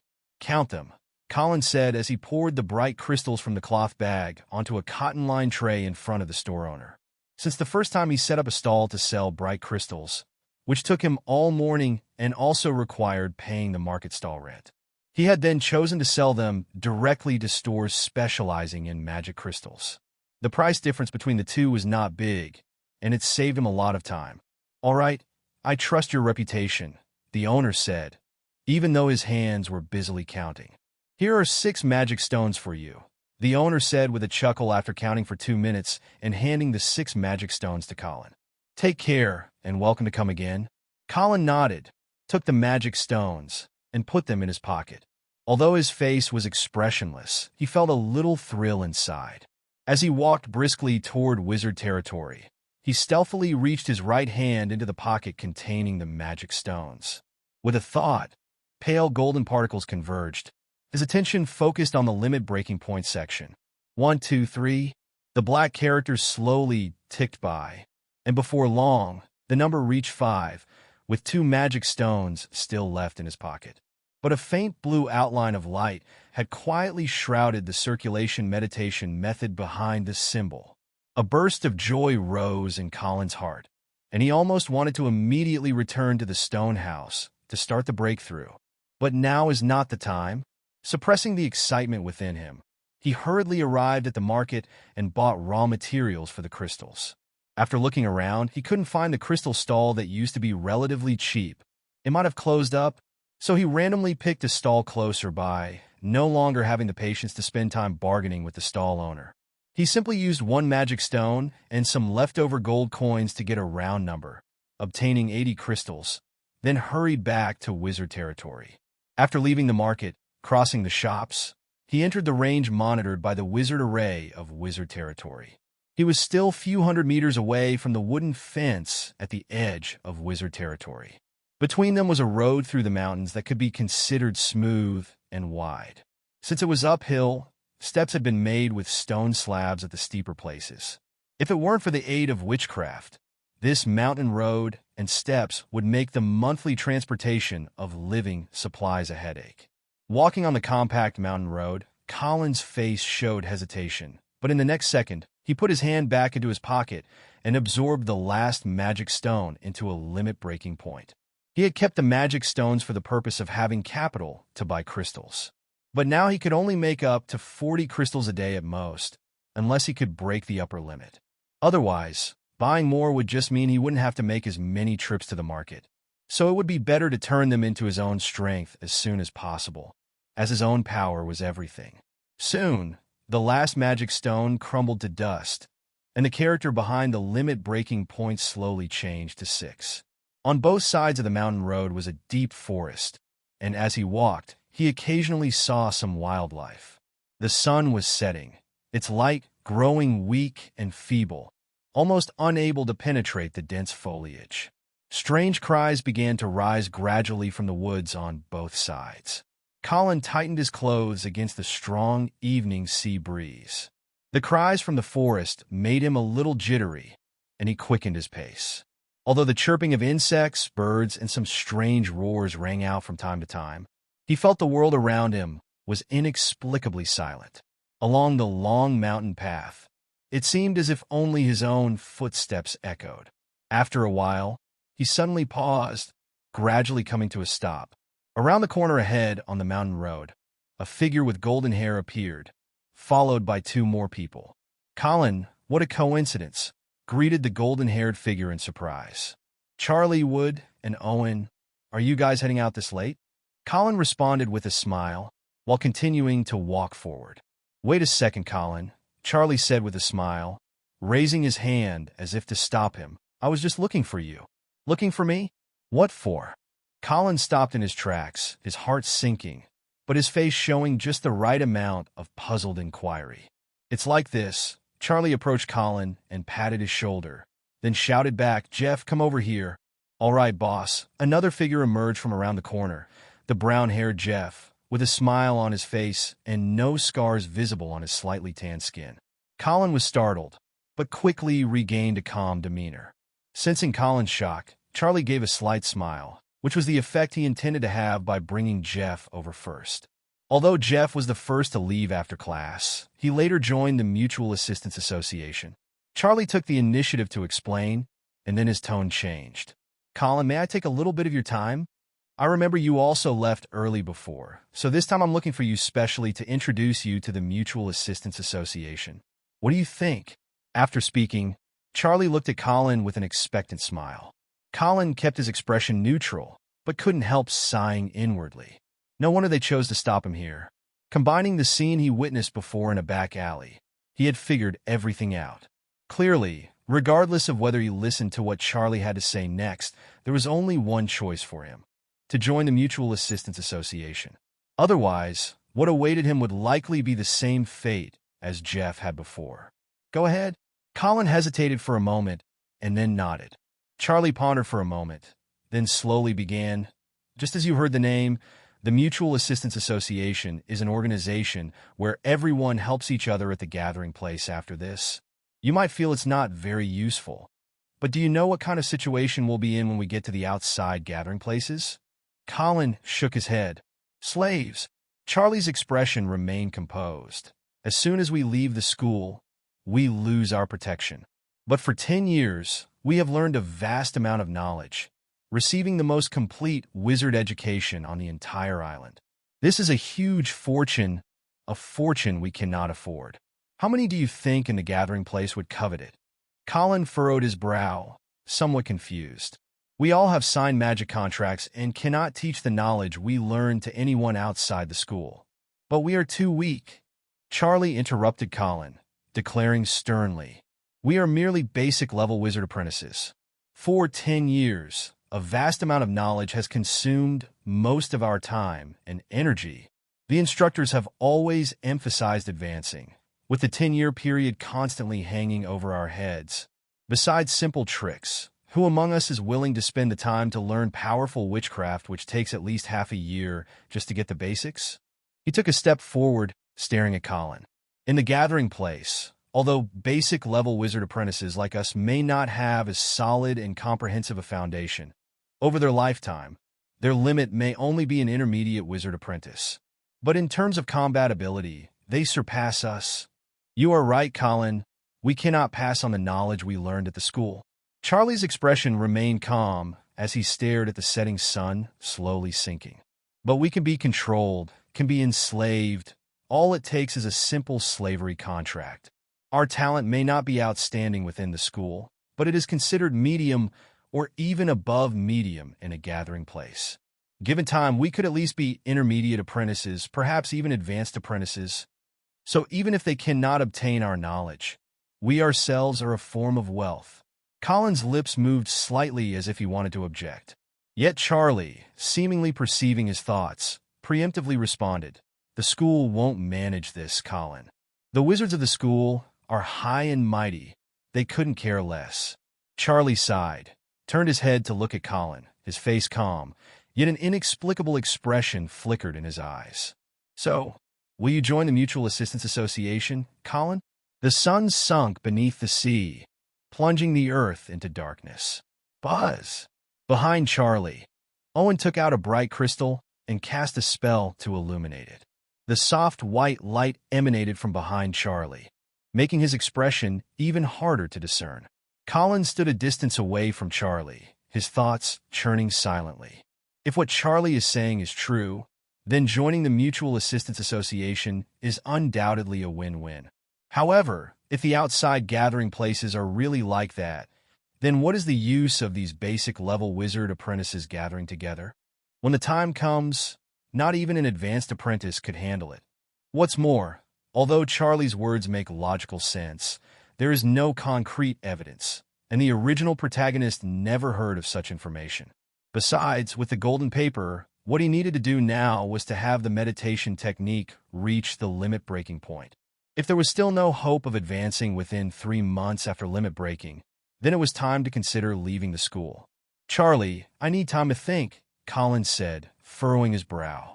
His heartbeat accelerated slightly as he observed Charlie's expression intently. Golden paper had been summoned, ready. If Charlie turned hostile, he would promptly apply the limit-breaking points to skills like the ignition technique, hoping to escape a beating using limit-breaking witchcraft. Since the school forbids its members from harming each other's lives, his life should not be in danger. Behind Charlie, the tall, bald, black man Haywood frowned in anger, wanting to jump forward. Colin's heart skipped. "Haywood," Charlie said gravely, raising his hand to stop him. After a moment of silence, he looked at Colin with a smile. "Haywood is just like that. It's fine, Colin. Take your time to think, and I'll come to find you later." As soon as he finished speaking, he led his 3 companions past Colin and hurried down the mountain. Colin turned his head to look at Charlie and his group disappearing in the distance, heaving a sigh of relief. He hadn't expected Charlie to let him off so easily. "It seems I really overthought things. Their running into me might just be a coincidence." But soon his brows furrowed again. "I still feel something isn't right." He pondered for a while, but couldn't come up with an answer. He decided not to dwell on it anymore and released the ignition technique, using the faint firelight to hurry towards the wizard territory. As for Charlie's final words about visiting again, he didn't take it to heart. No matter what secrets there were, no matter what conspiracies, they were merely petty squabbles among basic-level apprentices. As long as he could advance, he would be able to step out of the chessboard and everything would naturally resolve itself. "Boss, are we just letting him go like that?" Jeff suddenly asked as they walked. "Jeff, you need to understand, violence is the worst method. Colin will eventually willingly join the Mutual Assistance Association of his own accord," Charlie replied indifferently. He glanced at still somewhat puzzled Jeff and continued. Once they know about the threats from external gathering spots, those who originally didn't want to join the Mutual Assistance Association will also start to waver. In a few months, everyone will leave the lab school. No one can stand alone. Eventually, they will realize that joining the Mutual Assistance Association is the only way out. Jeff nodded emphatically, finally understanding. He had initially been reluctant to join the Mutual Assistance Association too. But after being beaten up and hearing about the dangers Charlie mentioned, he had started to waver. And today, Charlie had even taken the initiative to show him the evidence. In fact, he was now completely convinced by what Charlie had said. Previously, he had wrongly blamed the Mutual Assistance Association, misunderstanding Charlie's intentions. Asterisk, asterisk, asterisk. Inside the meditation room, Colin sat cross-legged on the middle brown mat, reaching out to light the calming incense. Hardly noticeable smoke accompanied by a comforting aroma appeared. Light gold particles converged as Colin took a deep breath and no longer hesitated. He focused his spirit and heavily pressed forward towards the symbol after the circulation meditation. Bang! Instantly, intricate knowledge appeared out of nowhere in his mind, prompting him to involuntarily close his eyes and enter into meditation. Time ticked by. In the night sky, the moon slowly rose overhead, bringing some dim light to the dark wizard territory. The dark forest to the north was deadly still, while to the south, the coast had waves crashing against the rocks, producing a muffled crashing sound. Unbeknownst to Wen, a streak of gold light quietly emerged from the eastern sea level, coating the gem-like blue sea with gold. In the meditation room, Colin, who had sat through the night, suddenly opened his eyes. It was as if one ring after another appeared in his blue eyes, only to quickly disappear again. His mind stirred, and the golden paper appeared before him. Name, Colin Leonard. Rank, Basic Level Wizard Apprentice, 54 out of 100. Basic Level Knight, 69 out of 100. Meditation Method, Apprentice Circulation Meditation I, 1/100. Sunlight Breathing Technique, 100/100. Witchcraft, Ignition Technique, 100 out of 100. Condensing Water Skill, 80 out of 100. Light Brightness Skill, 85 out of 100. Skill, Basic Level Magic Crystal Making. Limit Breaking Point 1. The circulation meditation had successfully broken through the limit. Compared to before, the meditation method had an additional blue outline on the golden paper after the limit break. NMI had been added, likely signifying a breakthrough. Of course, the most exciting thing was that the rank column's progress for the basic level wizard apprentice had also increased a bit. It's just unknown whether it is due to his accumulation or the result of last night's meditation. Excitement was hard to contain in Colin's heart. He suddenly stood up and paced around for a while before he gradually calmed down. I'll know after another meditation session tomorrow. As for now, the duration for meditation is maxed out. I can't try it again. As the excitement faded, sensations of sleep deprivation and hunger followed. He stood in place and couldn't help but yawn. Then he walked out of the meditation room, undressed, and lay down on the bed, sinking into a deep sleep. When he woke up, it was already noon. Lunch was seafood paired with flatbread. After eating, he went to the meditation room, lit the incense, then sat down cross-legged, turned the hourglass upside down, and began to meditate. Time, like the fine yellow sand in an hourglass, gradually slipped away. The meditation room was very quiet, with only the constant rustling sound of the sand leaking and Colin's subtly unnoticeable breathing. After some time had passed, he slowly opened his eyes, moved his head a bit, and then looked at the hourglass. About 5 hours have passed, he judged silently after a careful observation. Then he stood up, stretching his slightly stiff limbs. Initially, the original owner's limit for meditating each day was about 7 hours.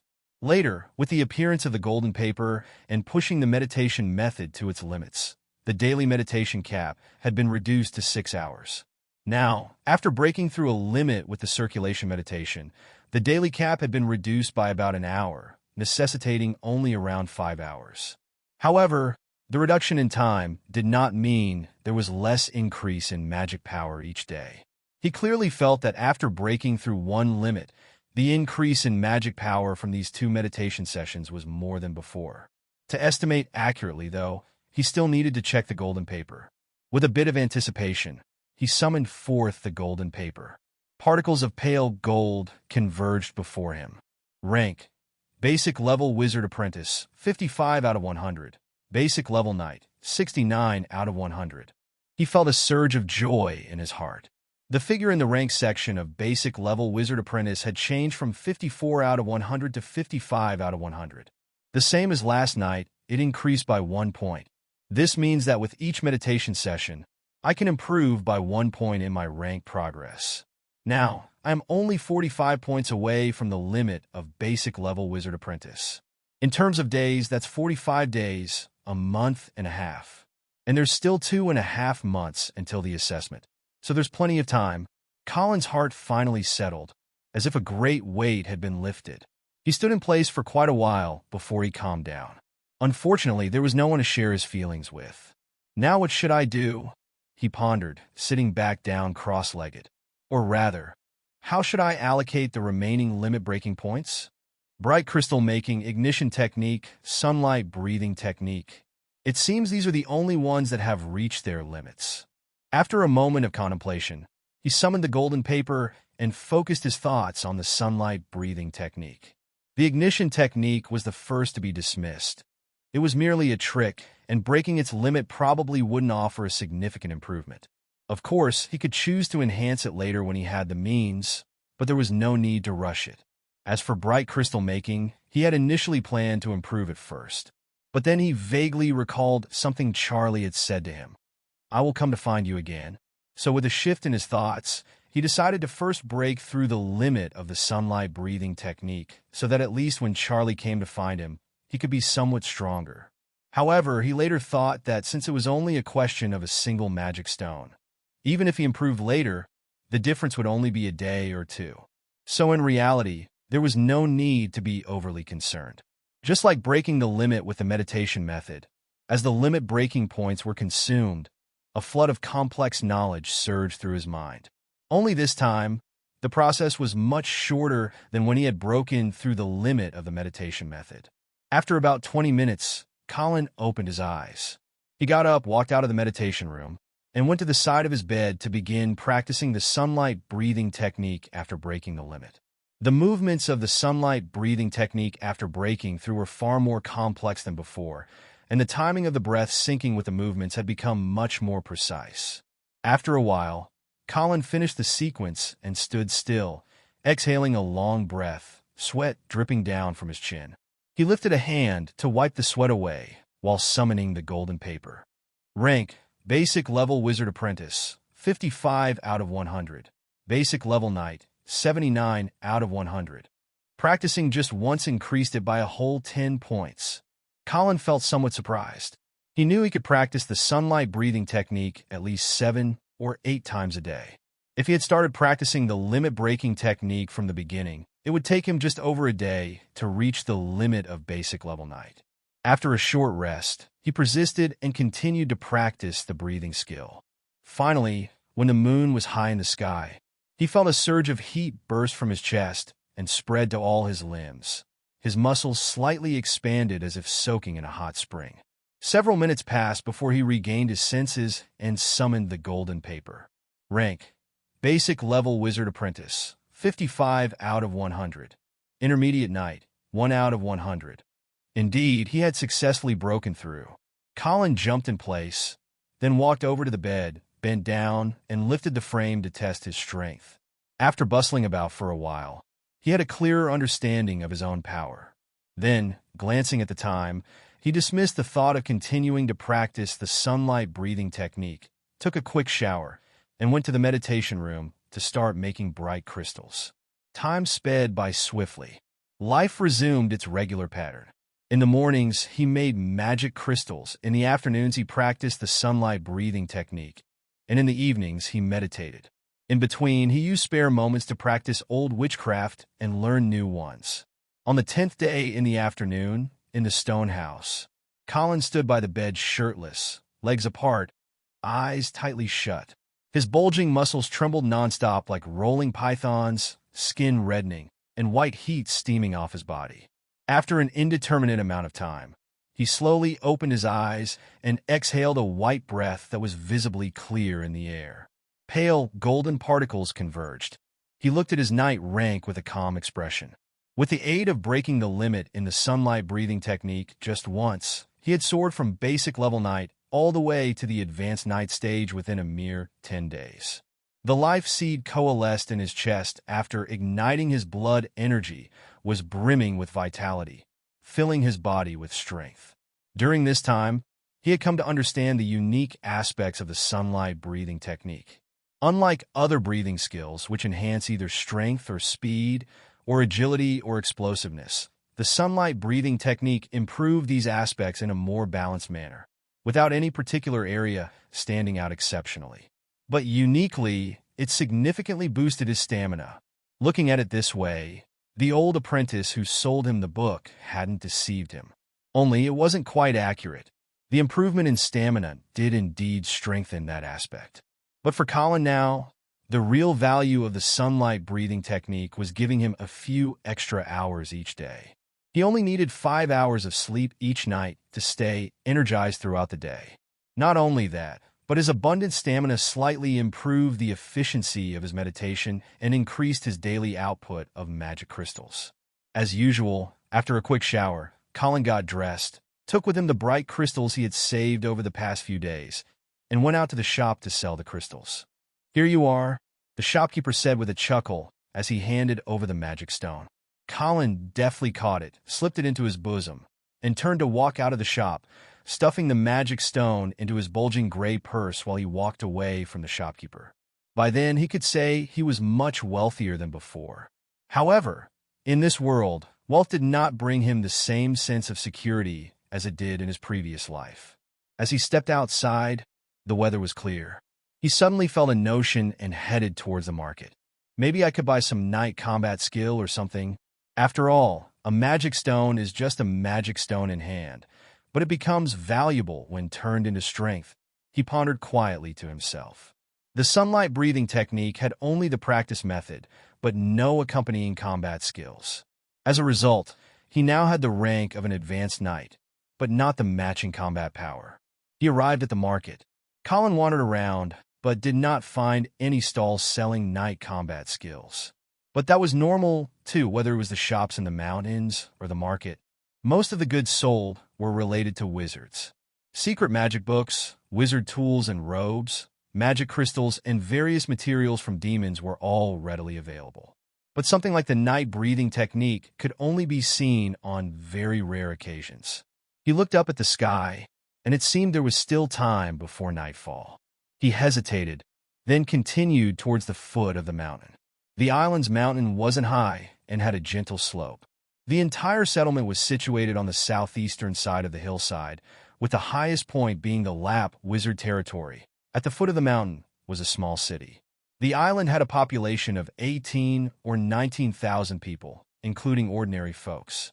Among them, about 8 or 9,000 were wizards, and most of them were basic-level apprentices. Of the less than 1,000 wizards left, most were intermediate apprentices. And the Lap School was the only force on the entire island with the sole official wizard. Thinking all this, he walked for a long while and finally saw a city gate, about 4 or 5 meters high, with yellow-gray earthen walls extending on both sides of the same height. 4 burly men in steel armor were standing at the gate, each carrying a long sword on their back. Their strong vitality hit him in the face. They must be great knights, Colin guessed to himself. It was only upon arriving here that he truly came to the settlement on the island. Previously, the area on the mountain near the school was inhabited by wizards of at least the intermediate apprentice rank. It was closer to the magic stone veins under the Lap Wizard territory, where the concentration of magical energy was relatively higher, and only capable wizards could live there. Most other wizards and ordinary people were more likely to live in the small city at the foot of the mountain. Approaching the city gate, Colin noticed a gray plaque above the archway. Although the lettering was already quite blurred, he could still make out the words Blackstone if he looked closely.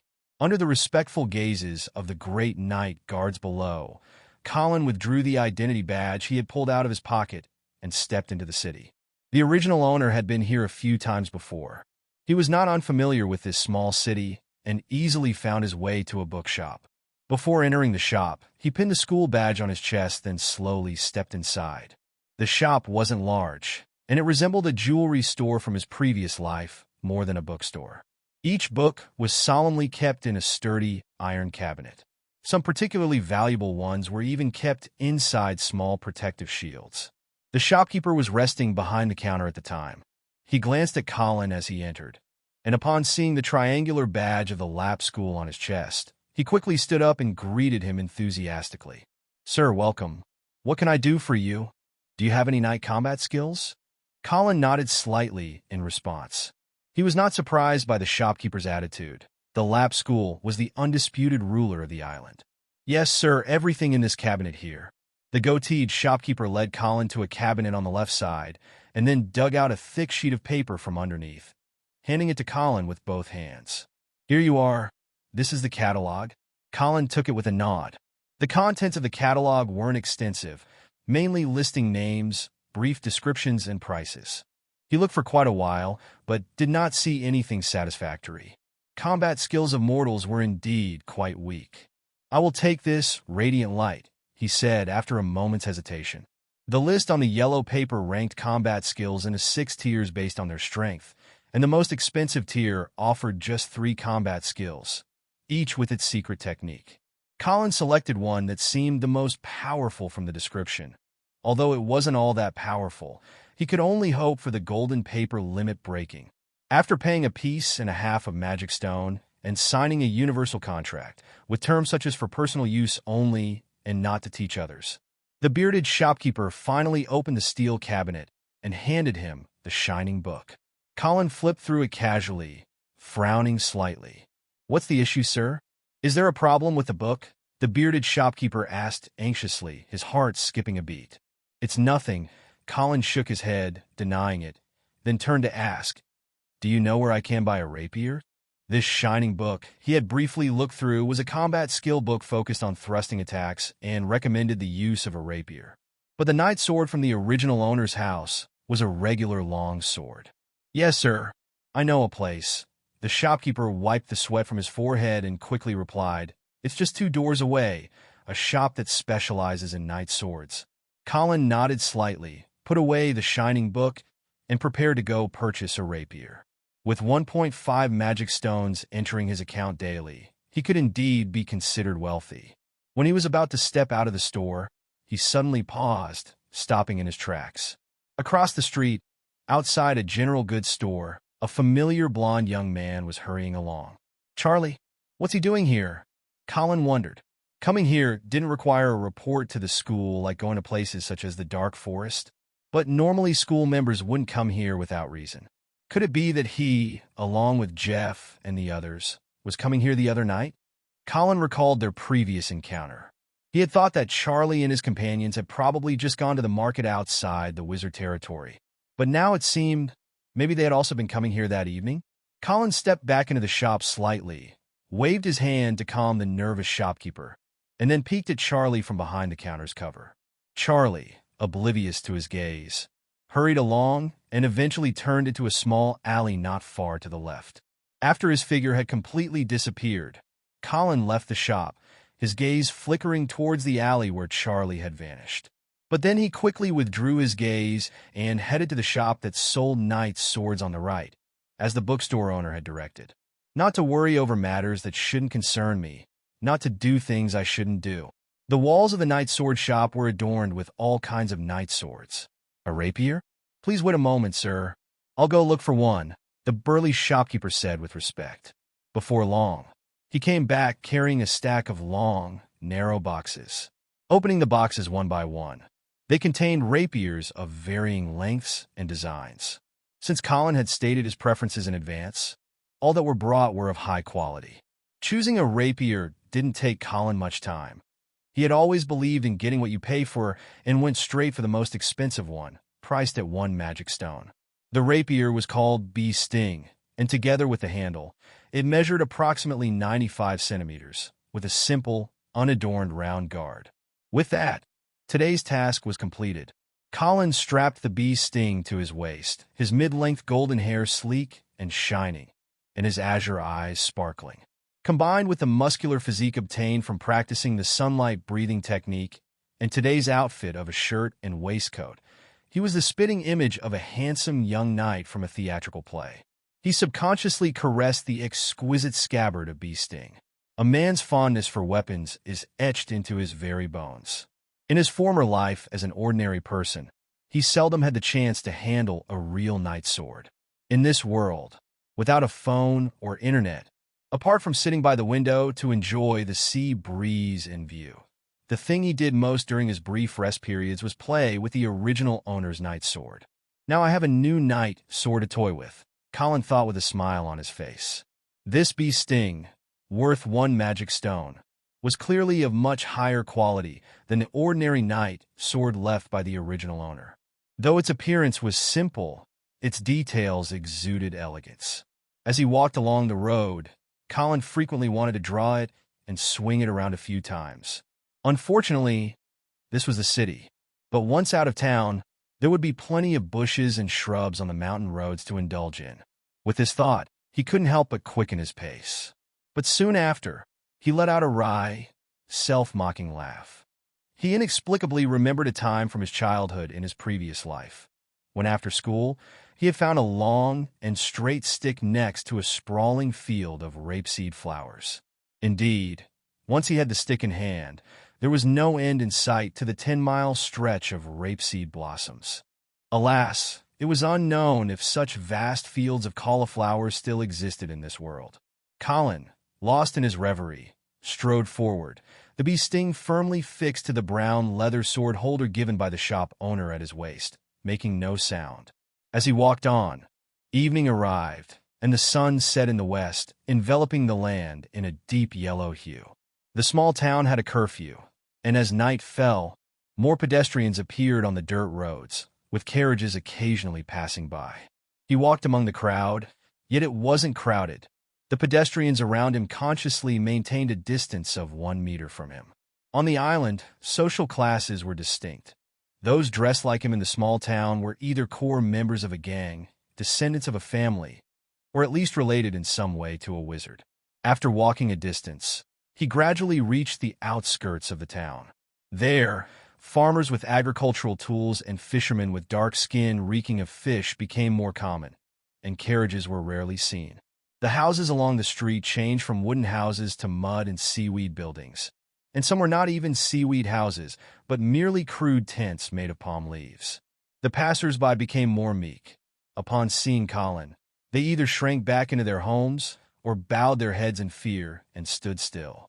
After walking a bit further, suddenly, the sound of a woman sobbing, interspersed with the loud cries of a baby, rang out.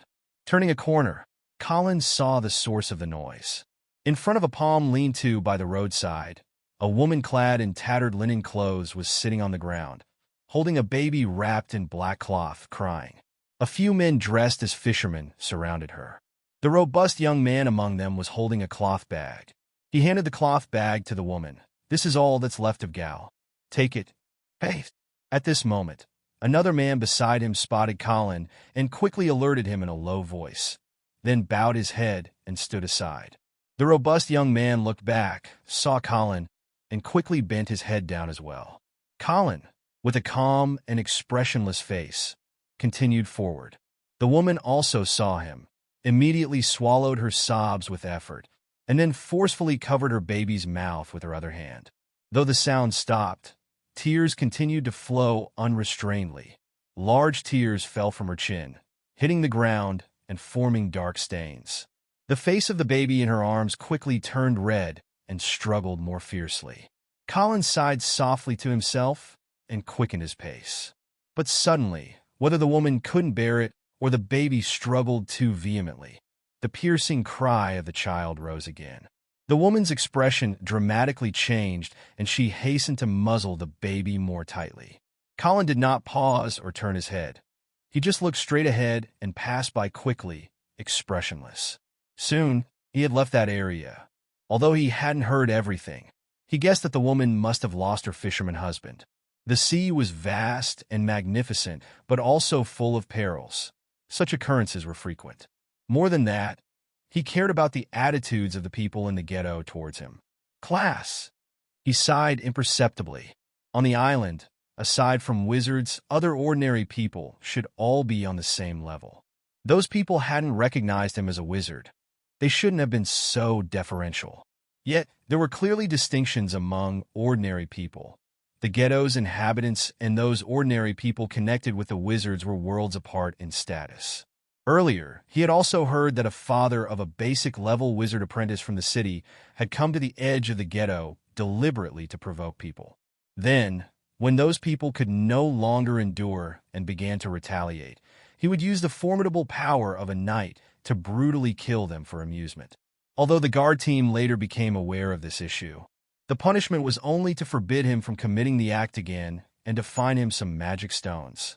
The island was poor in resources, the wilderness filled with fierce beasts and strange occurrences.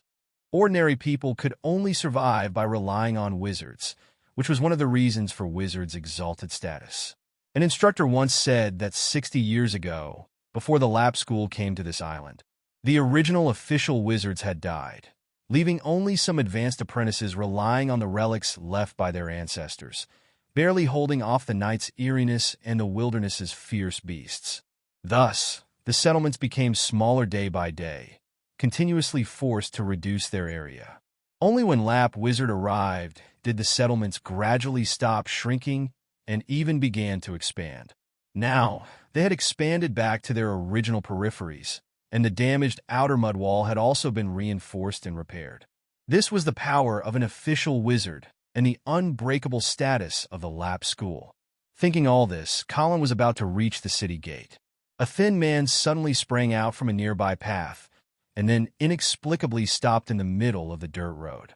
Colin halted, frowning at him. The man, hunched over, stood sideways to him, his head down. The yellow light of the setting sun turned him into a dark silhouette, highlighting his emaciated figure. The backlight prevented Colin from seeing the man's face clearly. After pondering for a moment, he decided to take out his identity badge from his pocket. In the small town, given his attire, most people wouldn't bother him. And for the few who might, showing the identity badge in his pocket would usually resolve the issue. Colin watched the man while feeling for the badge in his pocket. As his eyes gradually adjusted to the backlight, the man's figure became clearer in his vision. Why is he trembling nonstop? Colin's pupils constricted, and a wave of unease suddenly surged from his heart. He immediately withdrew his hand from his pocket, quickly formed a seal, his lips quivered, and he whispered a spell as he stepped backward. Just as his spell resonated, the man standing on the muddy ground in front of him suddenly made a move. He slowly raised his head, looking at Colin, his eyes glowing with a bizarre green light. Colin felt a sudden tightness in his chest, quickened his pace backward while continuing to chant the spell. At that moment, a noisy sound came from the right, from the direction where the man had just appeared. The man seemed to have some problem with his body. His head suddenly dropped heavily again, and he continued to tremble, hunched over. This time, even large pools of fresh blood spilled from his mouth, making a strange hissing sound when it hit the ground. After a few more seconds, the hunched-over man finally caught his breath and gradually straightened his back. By then, Colin had already retreated dozens of meters away, and his casting of witchcraft was nearing its end. Buzz, accompanied by the last syllable, a translucent white light enveloped Colin's entire body. But it suddenly shattered and disappeared. Colin's face turned pale as he suppressed the discomfort of the failed spell and pulled out the sting needle from his waist, continuing to retreat quickly. The white light was steel armor, a powerful witchcraft he had been learning recently. Unfortunately, despite having Golden Paper's help, 10 days was too short of a time, and he was still some distance away from mastery. The casting took a long time and was prone to failure.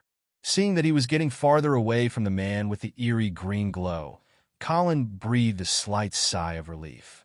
Although he was now an advanced knight, this strength was nothing in the face of real danger. The man's bizarre appearance, eyes glowing green, was clearly beyond Colin's ability to handle. Why risk it? Decisive retreat was the right choice. It was a pity he had not succeeded in casting steel armor. Just as Colin was pondering, the now fully upright lean man suddenly stared at him. In the dim world, his eyes, glowing green, were strikingly prominent. Colin, startled, kept his gaze on the lean man, continuing to retreat to increase the distance. Although they were already a fair distance apart, blindly turning around to run was still the poorest choice.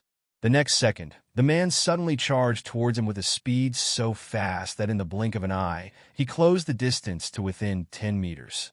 His heart clenched. This speed, there's no escaping. Colin let out a heavy breath, stopped in his tracks, gripped the sting needle in his hand, ready to fight. Whoosh! Just then, a beam of orange-red light shot fiercely from behind the right side of the lean man. The man, startled, forcefully leaped while curling up his body. His reaction was quick, but his waist and abdomen were still grazed by the beam. The man grunted. At the waist, where it had contacted the beam, had vanished, leaving only a charred gash. But this only further provoked the man's ferocity. Ignoring the threat behind him, he charged headlong at Colin. It looked like he was intent on taking Colin down with him. Using his recent leap, the man was now only 3 meters away from Colin. He widened his eyes, his pupils gleaming with green fury, and roared hoarsely, "Die! Die! Die! All of you should die!" But what he didn't expect was that a blinding white light suddenly burst forth from the handsome young man's chest in front of him. Ah! With his vision whited out, the man flailed his arms. At this time, only a trivial sliver of the setting sun remained in the sky, making it incredibly dim. The sudden explosion of white light temporarily blinded the unprepared man. Colin, looking at the eerie man in front of him, thought again. A flame abruptly appeared at the crotch of the man's canvas pants. Then more flames appeared one after another in different places on the man's clothes. The man roared in anger, but the flames on his body soon made him instinctively lie down and roll on the ground. Unfortunately, the man was wearing only plain linen clothes, which weren't soaked in any fuel. The fire under his rolling was quickly brought under control. Seeing this, Colin hurriedly grasped the sting needle and stabbed towards the man's head. Before the blade in his hand could touch the man's skin, another orange-red beam of light struck his head first. Half of the man's head instantly disappeared. Yet even after such severe damage, his body continued to move. Then another orange-red beam shot out, completely erasing the man's head. Only then did his body gradually stop moving. The intense smell of charred flesh mixed with the scent of cooked meat filled the air, causing Colin's stomach to churn continuously, his complexion growing even paler. He looked up at the figure slowly approaching in a wizard robe, took out a triangular badge from his pocket, and gestured to the other person. The use of the flash skill is not bad, third-class apprentice. The approaching figure was tall, wearing a gray robe, and pinned on his chest was a golden triangle badge of the lab school. He was lifting his hood while casually praising Colin. After he lifted his hood, what appeared before Colin was a red-haired man with somewhat untidy hair and a circle of beard around his chin, exuding a somewhat weather-beaten look, probably in his 30s or 40s. "Thank you, instructor." Colin quickly bowed in thanks.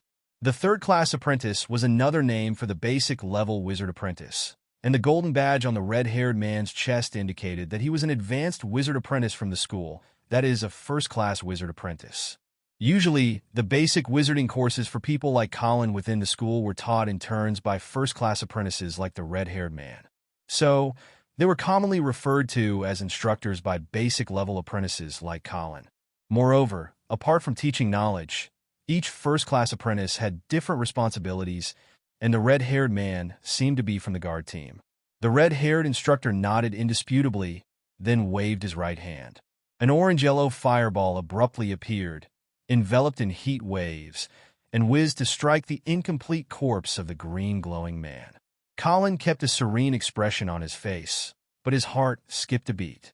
The flames blazed up, and the scent of meat in the air grew increasingly rich. Subconsciously, Colin took 2 steps to the side, positioning himself upwind. Don't be nervous. This is a necessary treatment for a polluter. The red-haired man had already walked up to Colin and explained calmly, then abruptly changed the subject. As for you, you also need to be tested. Tested? Colin asked subconsciously. The red-haired man didn't answer, just stared at him with a neutral expression and said lightly, "Relax, don't resist." He then moved his lips slightly, beginning the spell casting. The light from the burning corpse cast Colin's face in an unsettled interplay of shadow and light. He clutched the sting needle in his hand. The wrapped leather handle felt fine and delicate. He did not know if the golden paper would be detected, nor did he know if the ritual the original owner had conducted would leave any traces on him. But he had no other choice. Colin stood quietly, trying to relax his entire body. Seconds later, a white light emitted from the red-haired man's hand, scanning Colin from head to toe. Wherever the white light passed, it felt like being immersed in a warm spring. Although it wasn't uncomfortable, Colin still felt very uneasy. "That's enough, third-class apprentice. You may go," the red-haired man said after confirming the result. "Okay, instructor." Colin bowed his head, relieved inside and yet filled with countless thoughts. "I'm still not strong enough." He sighed inwardly. "Oh yes, there's one more thing," the red-haired man called out to him. Colin stopped and turned back perplexed. "That magic that looks a bit like the ignition technique. The second spell you cast just now, what was that? I've never seen it before. Did you improve it yourself?" "No, instructor. It is a spell I purchased at the market, nameless. The seller called it ignition technique. The effect is similar to ignition technique, only it can ignite things from a distance without physical contact. The range is about half a meter from oneself." Colin pondered for a moment and answered discreetly. The so-called ignition technique and the flash skill that the red-haired instructor had previously mistaken were actually just the ignition technique and the light brightness skill after breaking their limits once. During this period, not only was he learning new witchcraft, steel armor, but he had also broken the limits of all the witchcraft he had mastered at least once. As he expected, the might of tricks like the light brightness skill and ignition technique hadn't significantly increased after breaking their limits. However, sometimes like today, with a bit of clever thinking and tactical usage, they could achieve surprisingly effective results. Third-class apprentice, I am very interested in this witchcraft and am willing to exchange for it with knowledge of equal value or a magic stone. Is that acceptable? The red-haired instructor continued. "It would be my honor, instructor." Colin was startled and hastily responded. "Then would you prefer a magic stone or knowledge of equal value?" The red-haired instructor nodded satisfactorily and added, "If it's knowledge you want, I have several spells of equal value for you to choose from." "I choose knowledge," Colin replied without hesitation. "Wise decision," the instructor praised, then turned his gaze toward the end of the street. "After dealing with this matter, we'll find an appropriate place to exchange." Colin followed his gaze. At the end of the street, 5 people were running toward them. The one leading was wearing a wizard robe, sporting the silver badge of the Lap School, while the 4 behind him were clad in fine steel plate armor, carrying large swords. "My lord," the wizard apprentice leading the group greeted the red-haired instructor respectfully. The red-haired instructor nodded, then said, "The polluter has been taken care of. I'm leaving now. Come find me if you need anything." He then signaled for Colin to follow him. Turning around, he seemed to remember something, pausing in stride, and looked back at the intermediate apprentice with a reminder, "Remember to cleanse the ashes later." "Yes, my lord," the intermediate apprentice replied respectfully. The red-haired instructor nodded and continued to walk forward. Colin quickly strode to keep up, but took one last look at the body still burning beside them. By then, the body had mostly burned away, and the newly arrived second-class apprentice, perhaps feeling that the fire wasn't lively enough, stood aside, directing the 4 knights in plate armor to pour oil onto it. Colin also keenly noticed that within the churning flames, there seemed to be a sinister green light flickering, casting an uneasy feeling. As the thick oil was poured from the skin bags, the flames soared up to half a person's height. Colin didn't look any longer, turning to catch up with the silhouette of the red-haired instructor. The exchange of witchcraft wasn't simple. It couldn't be completed in a short period of time. Behind each spell lay a range of complex knowledge, sometimes involving dozens or even hundreds to understand. Take, for instance, a single breaking of limits for the ignition technique. To transcribe it completely on paper would take at least half an hour. Therefore, exchanging witchcraft usually required finding a suitable place and having tools like paper and ink at hand. Moreover, when wizards exchanged knowledge, there were generally two forms. One was to directly exchange manuscripts, transcribing the complete magic model and principles on paper. And the other, based on exchanging manuscripts, came with explanations, primarily elucidating the underlying principles and so forth. The second form was evidently the better way for both parties involved in the exchange. It not only reduced the time needed to start understanding new witchcraft, but also verified the authenticity of the manuscripts. However, when there was a significant knowledge gap between the two parties, the one with the higher knowledge would generally prefer to exchange only documents. For the one with greater knowledge, unless the witchcraft being exchanged was in a field completely different from their expertise, they wouldn't need explanations. A glance at the manuscript would suffice to understand the principles. Their exchange was merely about acquiring a fresh perspective through lateral thinking. Before long, Colin and another person arrived at a stone house.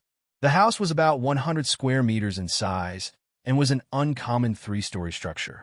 A red-haired instructor led him to a study on the second floor. The study was not large. 2 rows of bookshelves lined the walls, and in the center was a set of maroon desks and chairs. "Take a seat," the red-haired instructor said as he pulled out a wooden chair for Colin. "All right, instructor. You don't need to be too formal. We're all from the school. Strictly speaking, I'm still your senior." The red-haired instructor leaned back in his chair and continued. "Berkeley Barnett. You can call me Berkeley." "Colin Leonard." "Just call me Colin, Instructor Barnett," Colin hurriedly responded. Although Berkeley allowed him to address him by his name, that was merely a polite gesture, which he heard but naturally couldn't take seriously. In this world, there was no such thing as equality among all. Power determined one's social status.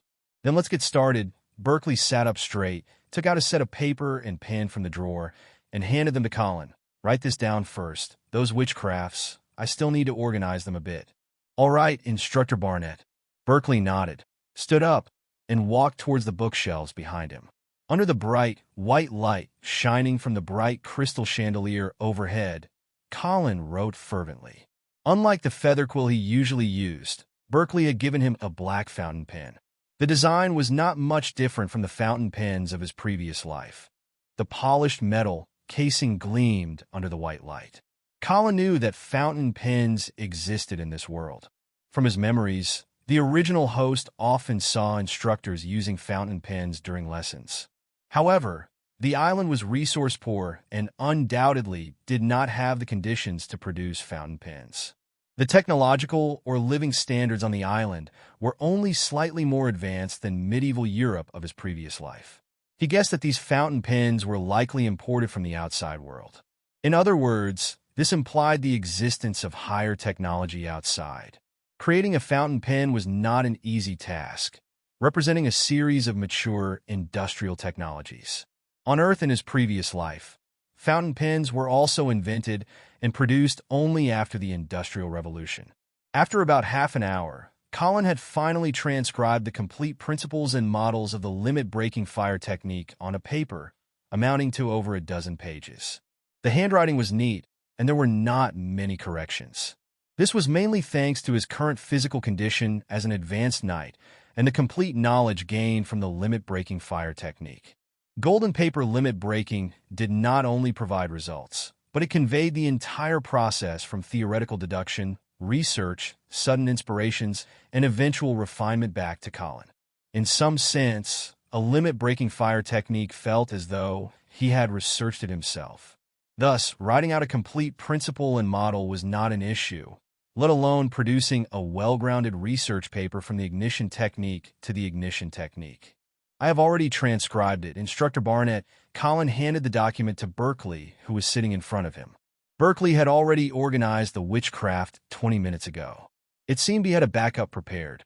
Take a look at which witchcraft you want." Berkeley put down the book, took the document, and handed a piece of paper to Colin. The paper contained brief descriptions of the witchcraft he was prepared to exchange. Colin took the white paper and read it carefully.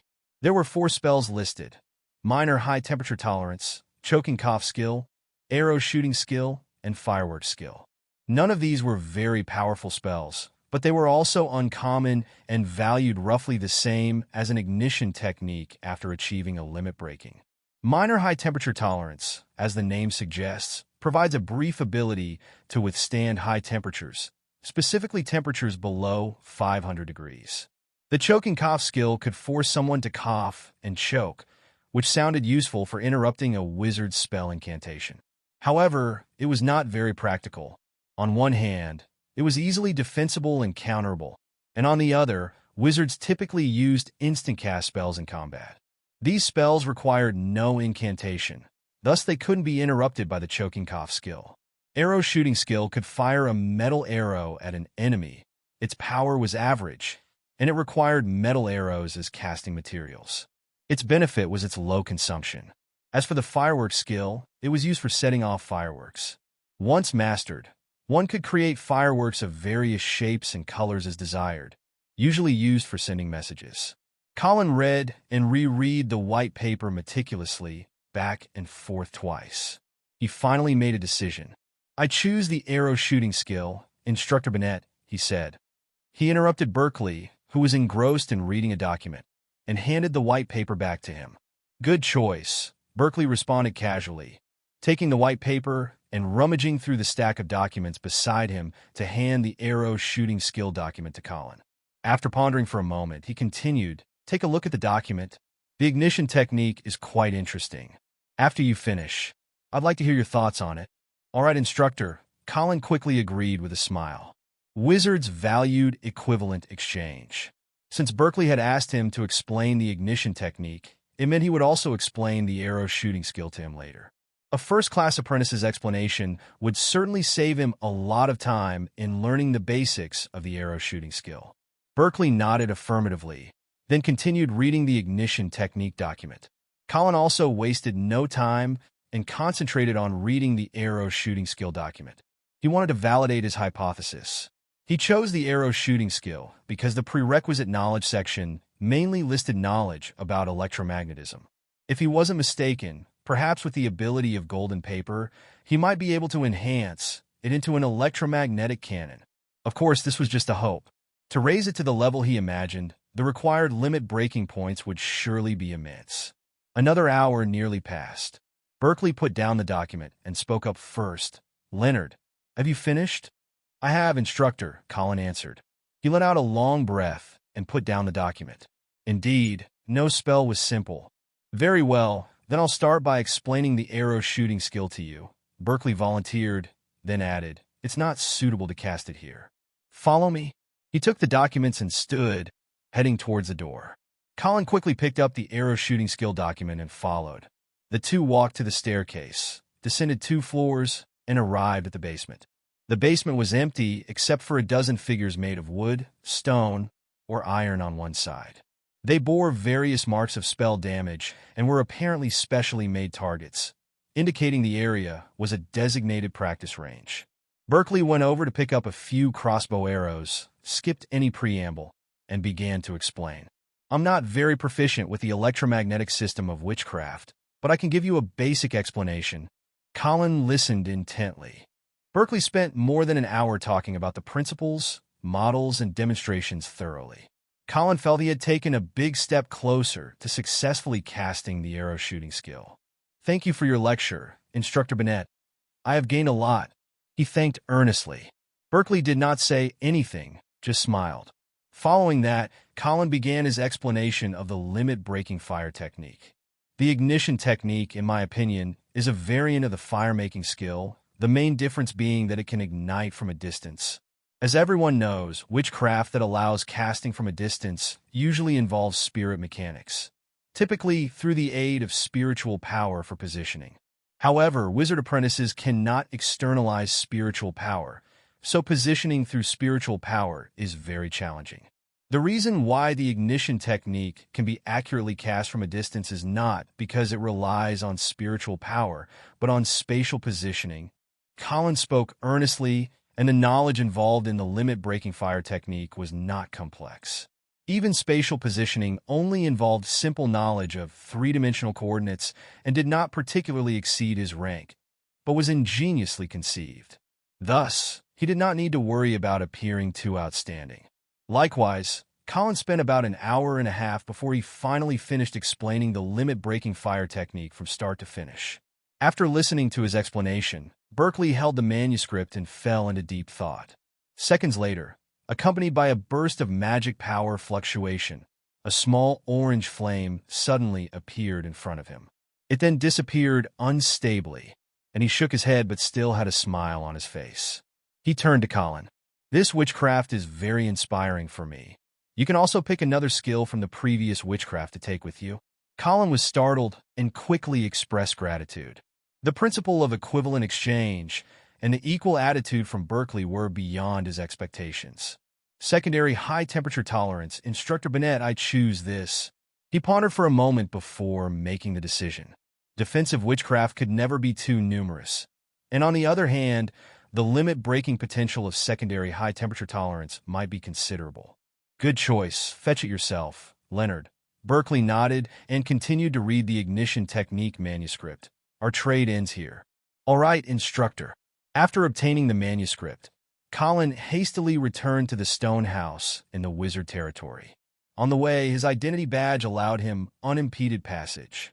The white light sphere emitted by the limit-breaking light brightness skill provided him with adequate lighting, though it was somewhat draining on his magic power. By the time he arrived at the stone house, his magic power had been drained by more than half. In the following time, he continued his reclusive life, keeping to the same routine as before. Only he reduced his practice of the sunlight breathing method and spent more time on learning the new witchcraft, steel armor, arrow shooting skill, and secondary high-temperature tolerance. As for the night combat skill Radiance, having witnessed the power of strong witchcraft closely last time, he had decided to discard it. Night combat skills were always just mere mortal strength. Perhaps continuously breaking limits with golden paper might reach the level of strong witchcraft. But if one had such abilities, why not directly enhance the witchcraft itself? Still, the sunlight breathing method had to continue as it provided abundant energy, which was very beneficial. This, apart from breaking limits for the circulation meditation, Colin felt was the most cost-effective limit-breaking point he had used so far. Additionally, obtaining the arrow shooting skill was an unexpected bonus and a reason he decided not to train in Radiance anymore. The original owner had left behind a book, General Basic Witchcraft for Apprentices. However, most of the witchcraft recorded in it were just tricks, like the fire-making skill, condensing water skill, light brightness skill. Only two were genuinely considered strong witchcraft. One was the steel armor, and the other was mind shock.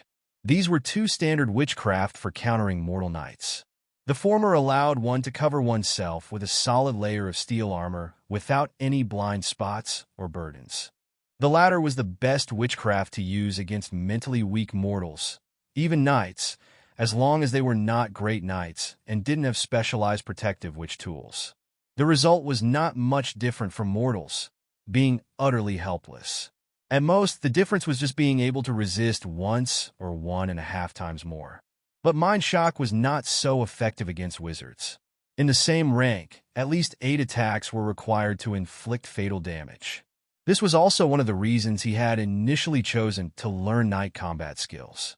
But now, with the arrow shooting skill, his weakness in attacks was compensated for, and there was naturally no need to seek further. Another 10 days had passed. In the meditation room, Colin Leonard slowly opened his eyes and exhaled the golden paper, gathering pale, golden particles. Name, Colin Leonard. Rank, Basic Level Wizard Apprentice, 75 out of 100. Advanced Knight, 81 out of 100. Meditation Methods. Circulation Meditation for Apprentices I, 15/100. Sunlight Breathing Method I, 35/100. Witchcraft. Fire-making skill I, 23 out of 100. Condensing water skill level 1, 18 out of 100. Light brightness skill I, 26 out of 100. Steel armor, 2 out of 100. Arrow shooting skill, 1 out of 100. Skill, basic magic crystal making. Bright crystal making eye, 100/100. Limit breaking point, 18. The progress in his rank had increased by a point, and Colin showed a satisfied smile, now needing only 25 days to advance. Additionally, yesterday he had successfully mastered the basics of the arrow shooting skill, and the day before, he had just started on the steel armor. Berkeley's explanation had been immensely beneficial. Otherwise, even with the golden paper, it would have taken him at least 10 more days, or even half a month to grasp the arrow shooting skill. As for lesser high-temperature tolerance and mind shock, he still hadn't mastered their basics. Golden paper allowed him consistent progress, but failure meant little progress while success meant more. Mastering witchcraft, especially powerful witchcraft, was not that easy. Moreover, his limit breaking points had accumulated to 18. When he reached 10 limit breaking points, the symbol for bright crystal making eye, which had reached its limit, was surrounded by a golden outline. But Colin did not plan to break the limit again. On one hand, his magic stones were already sufficient. On the other, it was because this afternoon, when he went to sell crystals, the shop owner who purchased magic crystals specifically told him that after this batch, he would not buy bright crystals for a while. The reason given was market saturation. Colin believed this partially. Magic crystals were indeed not cheap consumer goods. Even the cheapest light bright crystals were usually only affordable by half of the basic level wizard apprentices, and the total number of wizards on the island was not large, so a market saturation of light bright crystals was possible. He also deliberately left some light bright crystals at the market stall until sundown, but indeed, none were sold. The market was indeed not as hot as before.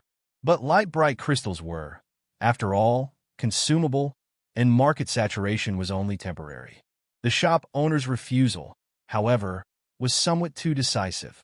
Maybe someone's interests have been touched.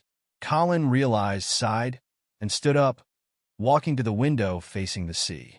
The gentle sea breeze brushed through his hair, over his shoulders, his cheeks, also calming his heart further.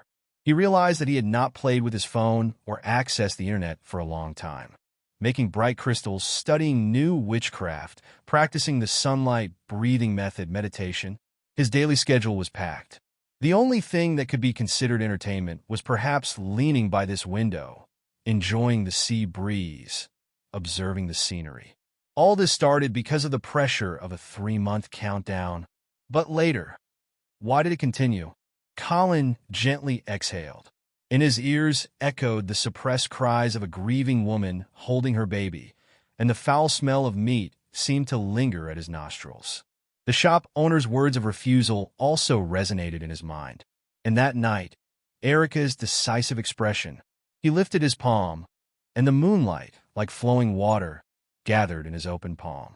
His fingers closed into a fist. He did not catch any moonlight, but the defined muscles of his forearm, the strong feeling as he clenched, the magic power circulating continuously through his body. All these brought him a profound sense of reassurance.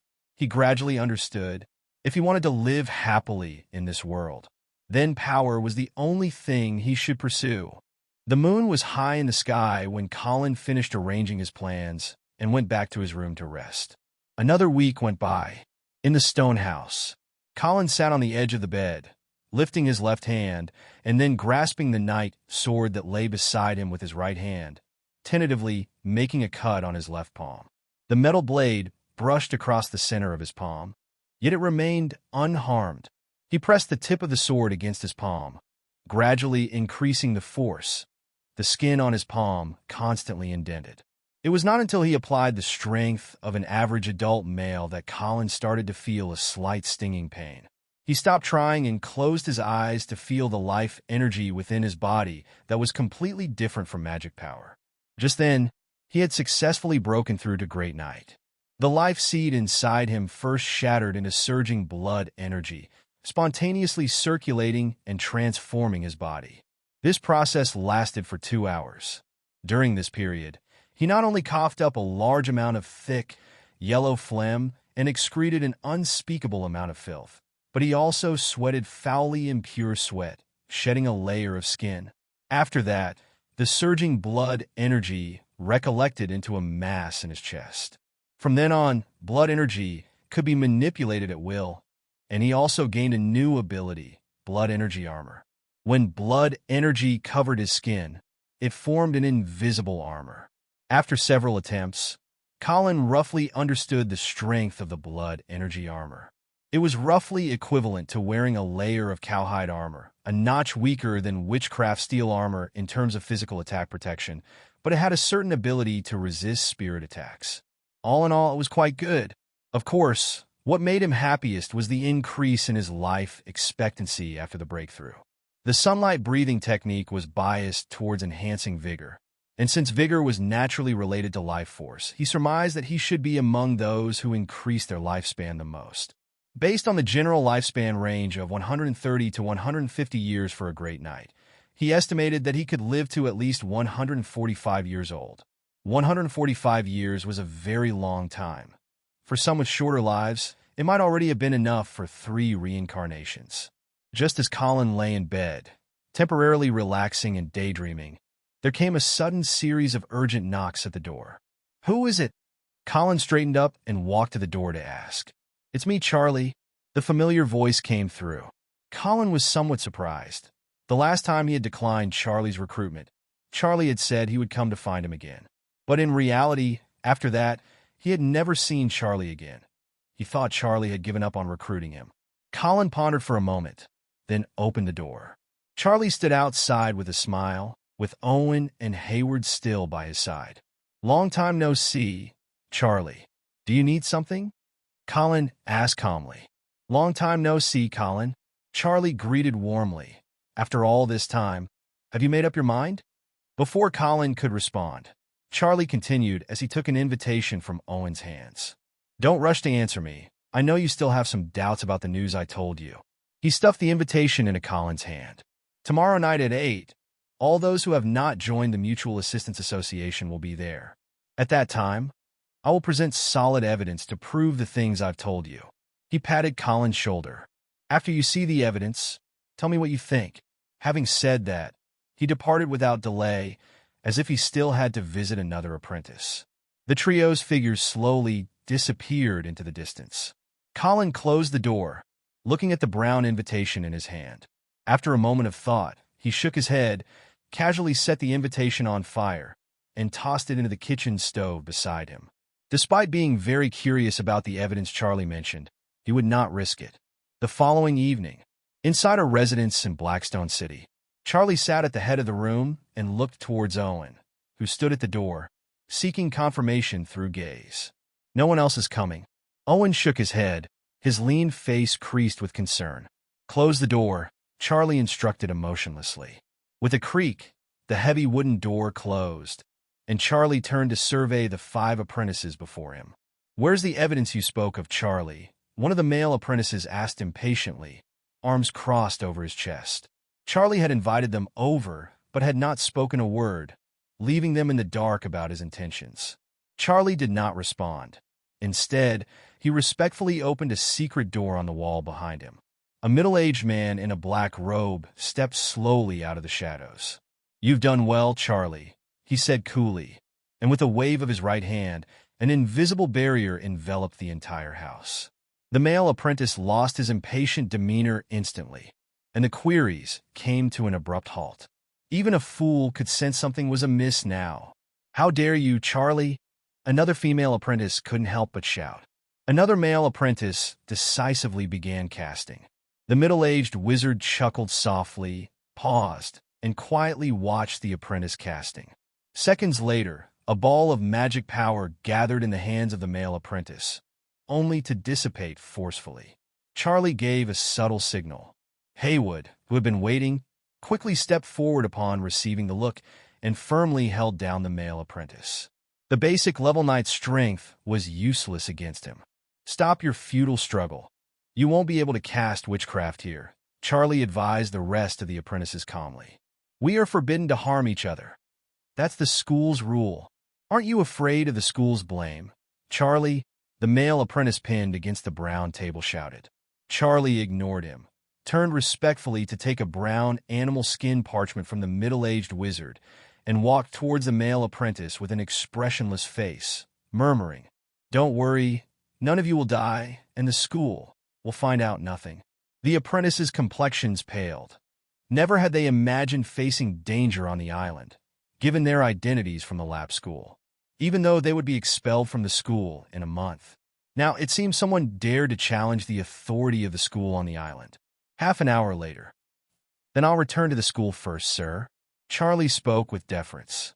Haywood and Owen, as well as the other apprentices, stood silently behind him. Go ahead, the middle-aged wizard commanded calmly. I recall you mentioned there was one apprentice you've yet to deal with. Within 2 days, sir, I will have it taken care of, Charlie hurriedly replied, his tone serious. By my account, even if he doesn't believe it in his heart, he will leave some traces. Although, I don't know why he didn't come this time and didn't give me a chance to show the evidence. But now, all other apprentices have joined the Mutual Assistance Association. I believe if I visit him with the other apprentices, we will definitely succeed. After all, joining the Mutual Assistance Association is all to his benefit. He has no reason not to join. You may go back, and remember not to slip up. And be prepared. In a week, I will assist you in advancing. Yes, sir. Charlie answered again with respect, a hint of joy flickering in his eyes. The orange-yellow fireball gradually emerged from the water's surface, tinting the azure sea a crimson red, reflected in Colin's eyes. In a daze, he even thought it wasn't the sea, but rather molten, scalding iron. Colin withdrew his gaze, put the bowl from which he had eaten breakfast and the wooden chopsticks he had made himself into the kitchen. Lately, every morning at breakfast time, he would lean against the window with his food in hand, admiring the sunrise in the distance. Although it was the same time and the same place each day, the view of sunrise was always changing. In the kitchen, the iron pot on the clay stove was boiling with water. After cooking on the stove, he always scooped a few ladles of water into it, partly to protect the bottom of the pot from getting burned by the embers and partly to provide hot water for washing dishes. In this world, there was no dish soap, so to get the dishes clean, hot water was still necessary. Just as Colin was about to scoop water to wash the dishes, a sudden and intense knocking came from outside the door. He put the wooden ladle aside, wiped his hands on a cloth, and went to open the door. The wooden door creaked open, and immediately before him stood Charlie and 2 others. Crowded behind them was a ring of apprentices. Jeff, Mia, Carissa, Kate. Colin raised an eyebrow. Had all the apprentices from his cohort come? They've all joined the Mutual Assistance Association? Could the evidence Charlie mentioned be true? But what are they doing here now? Could it be that they want me to join the association? But am I that important? Colin, the lead Charlie, spoke first, his tone sincere and gentle. All the apprentices from our cohort, except for Erica, who went to the Dark Forest, have joined the Mutual Assistance Association. I've come to continue inviting you to join the association. Although I don't know why you didn't come yesterday, why you didn't give me a chance to prove myself. Charlie continued, pointing to the apprentices huddled behind him. But look, if what I said was false, why would they choose to join the association? As classmates who have lived together for nearly 10 years, I sincerely want to unite everyone, and I truly want to help you. We need your strength as well. Colin. Yeah, Colin, join us. The other apprentices chimed in from behind. A flicker of hesitation crossed Colin's face. It seems what Charlie said might indeed be true. A confident smile played across Charlie's face. You have no reason to not join, Colin. But his smile quickly froze. Colin still shook his head. Sorry, Charlie. It's not that I don't want to join, I just don't want to rush it. There's still a month and a half before the 3-month deadline, isn't it? Charlie's expression was sincere. If what he said was true, it might really be in Colin's best interest. But Colin truly didn't need to join some so-called Mutual Assistance Association. According to his current progress, he would be able to break through to Intermediate Wizard Apprentice in just half a month.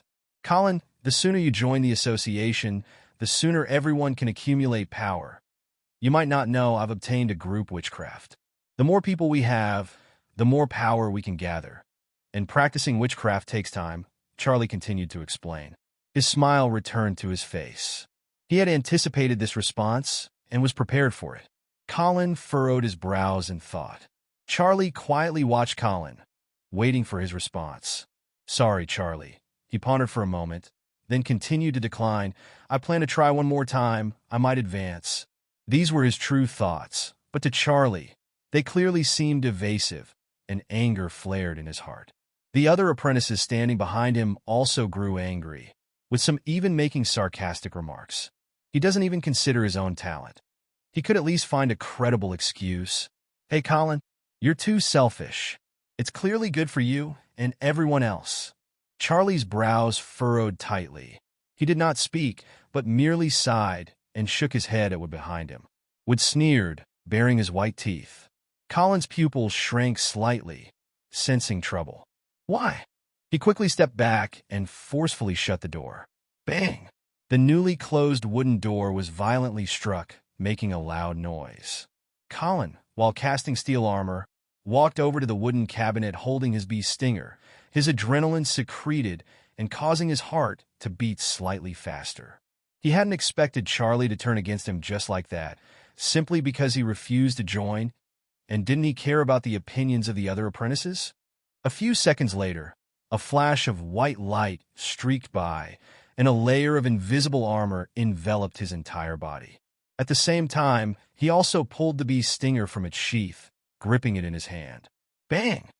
The wooden door shook violently, and in the next second was knocked to the ground, the boards falling amidst a cloud of dust on the floor. Haywood entered with a sinister smile, his large and robust body blocking out the sunlight that should have shone in through the doorway. He looked contemptuously at Colin, who was holding a knight's sword.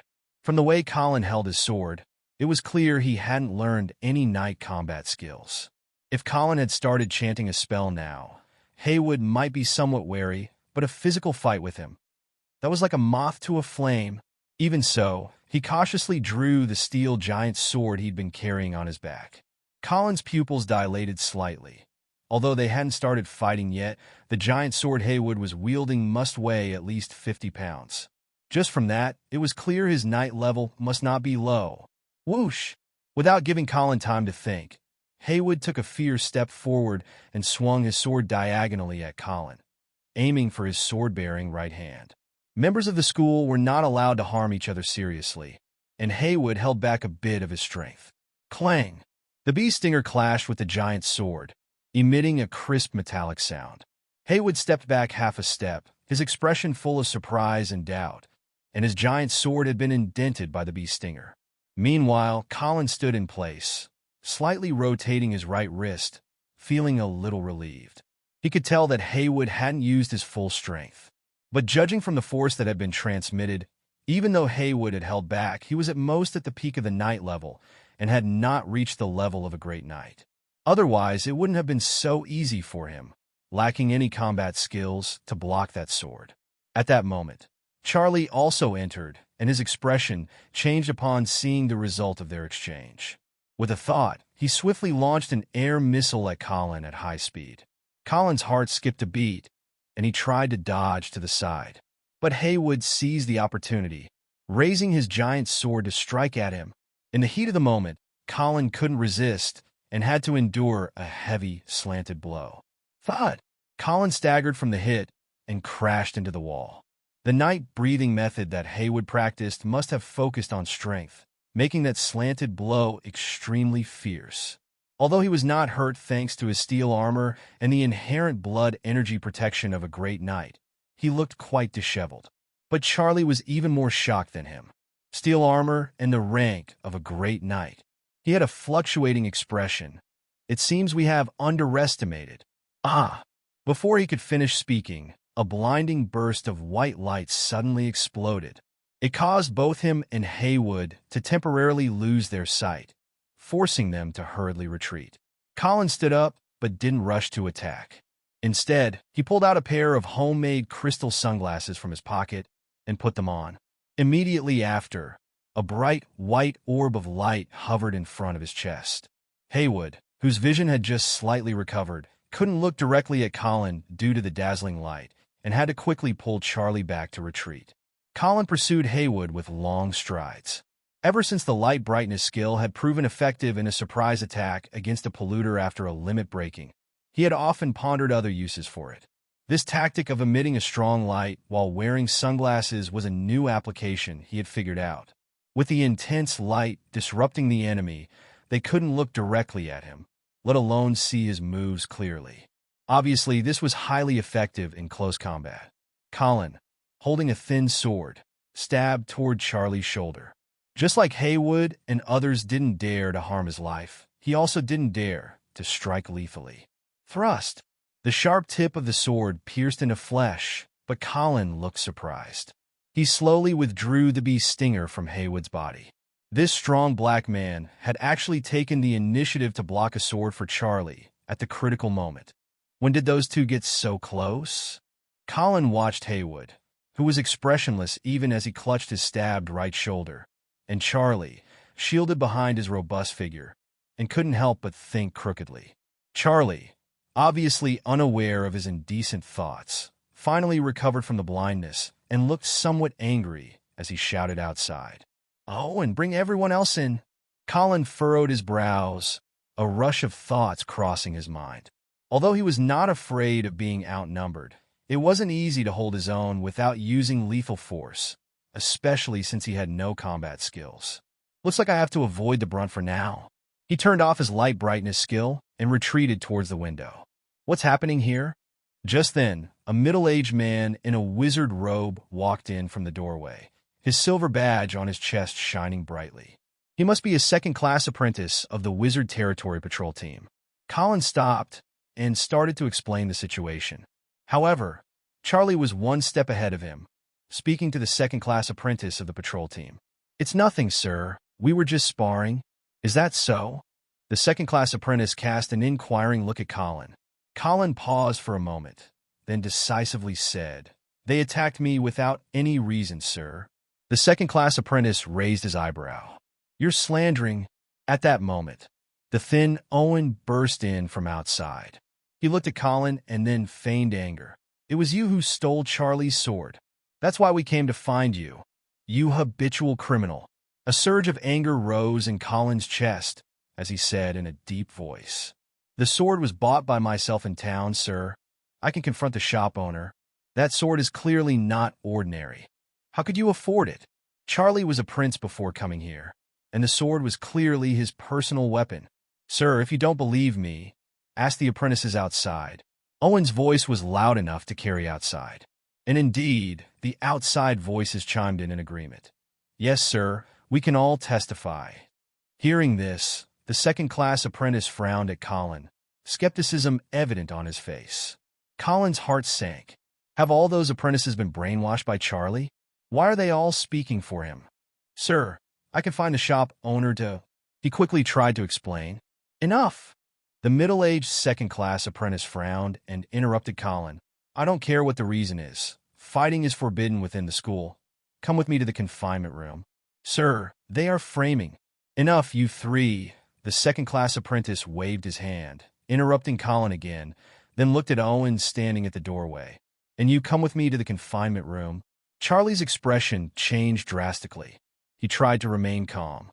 "Sir, we were really just sparring." Buzz! Semi-transparent ropes suddenly appeared on the four of them, binding them and momentarily sealing Charlie's mouth.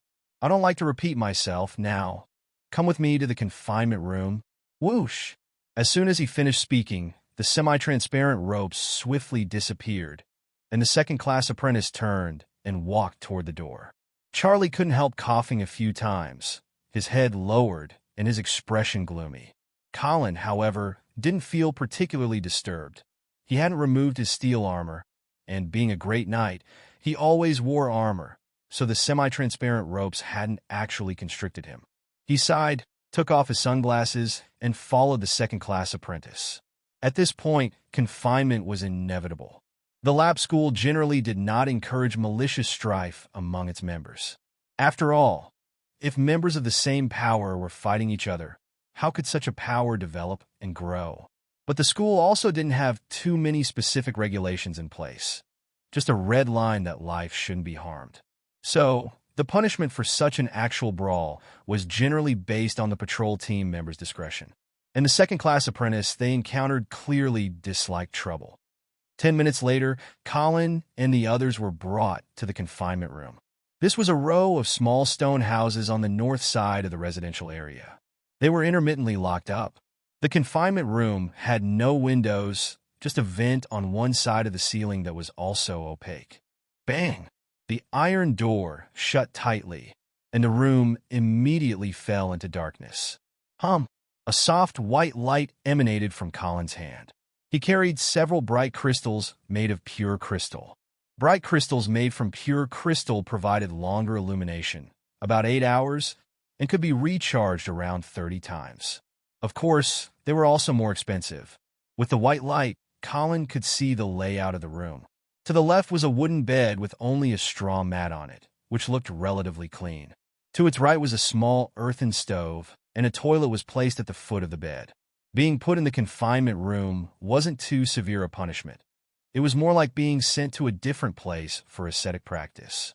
Apart from not being able to leave and the absence of windows, life here wasn't much different from being at home, including cooking for oneself. Personal belongings were not confiscated. Colin remembered being here before, back during his early adolescence. At that time, scuffles among children were inevitable. If the injuries weren't too severe, confinement was often the punishment. A second-class apprentice had told them before leaving that the confinement would last 10 days. Not too long a time. Consider it closed-door training, especially since bright crystals aren't selling well nowadays. Colin leaped up and placed a bright crystal on the beam. Then, he tidied up the room briefly and continued with his usual study and cultivation routine. Asterisk, asterisk, asterisk. 10 days passed in the blink of an eye. Though each day was full, Colin still felt somewhat haggard. He dismissed his earlier thoughts that it was almost the same. Life indeed hadn't changed much, except that he couldn't view scenery or sell crystals. Yet for some reason, everything felt different. One could say, sometimes not being able to leave and choosing not to leave might look the same on the surface. But psychologically, they were entirely different concepts. But now, at last, the 10th day had arrived. He took down the bright crystal from the beam and placed it beside the bed. Sitting on the bed, with a thought, he summoned the golden paper. Pale gold particles converged. Name, Colin Leonard. Rank, Basic Level Wizard Apprentice, 95 out of 100. Great Night, 11 out of 100. Meditation Method, Apprentice Period Circulation Meditation I, 25/100. Sunlight Breathing Method I, 60/100. Witchcraft, Fire-Making Skill I, 40 out of 100.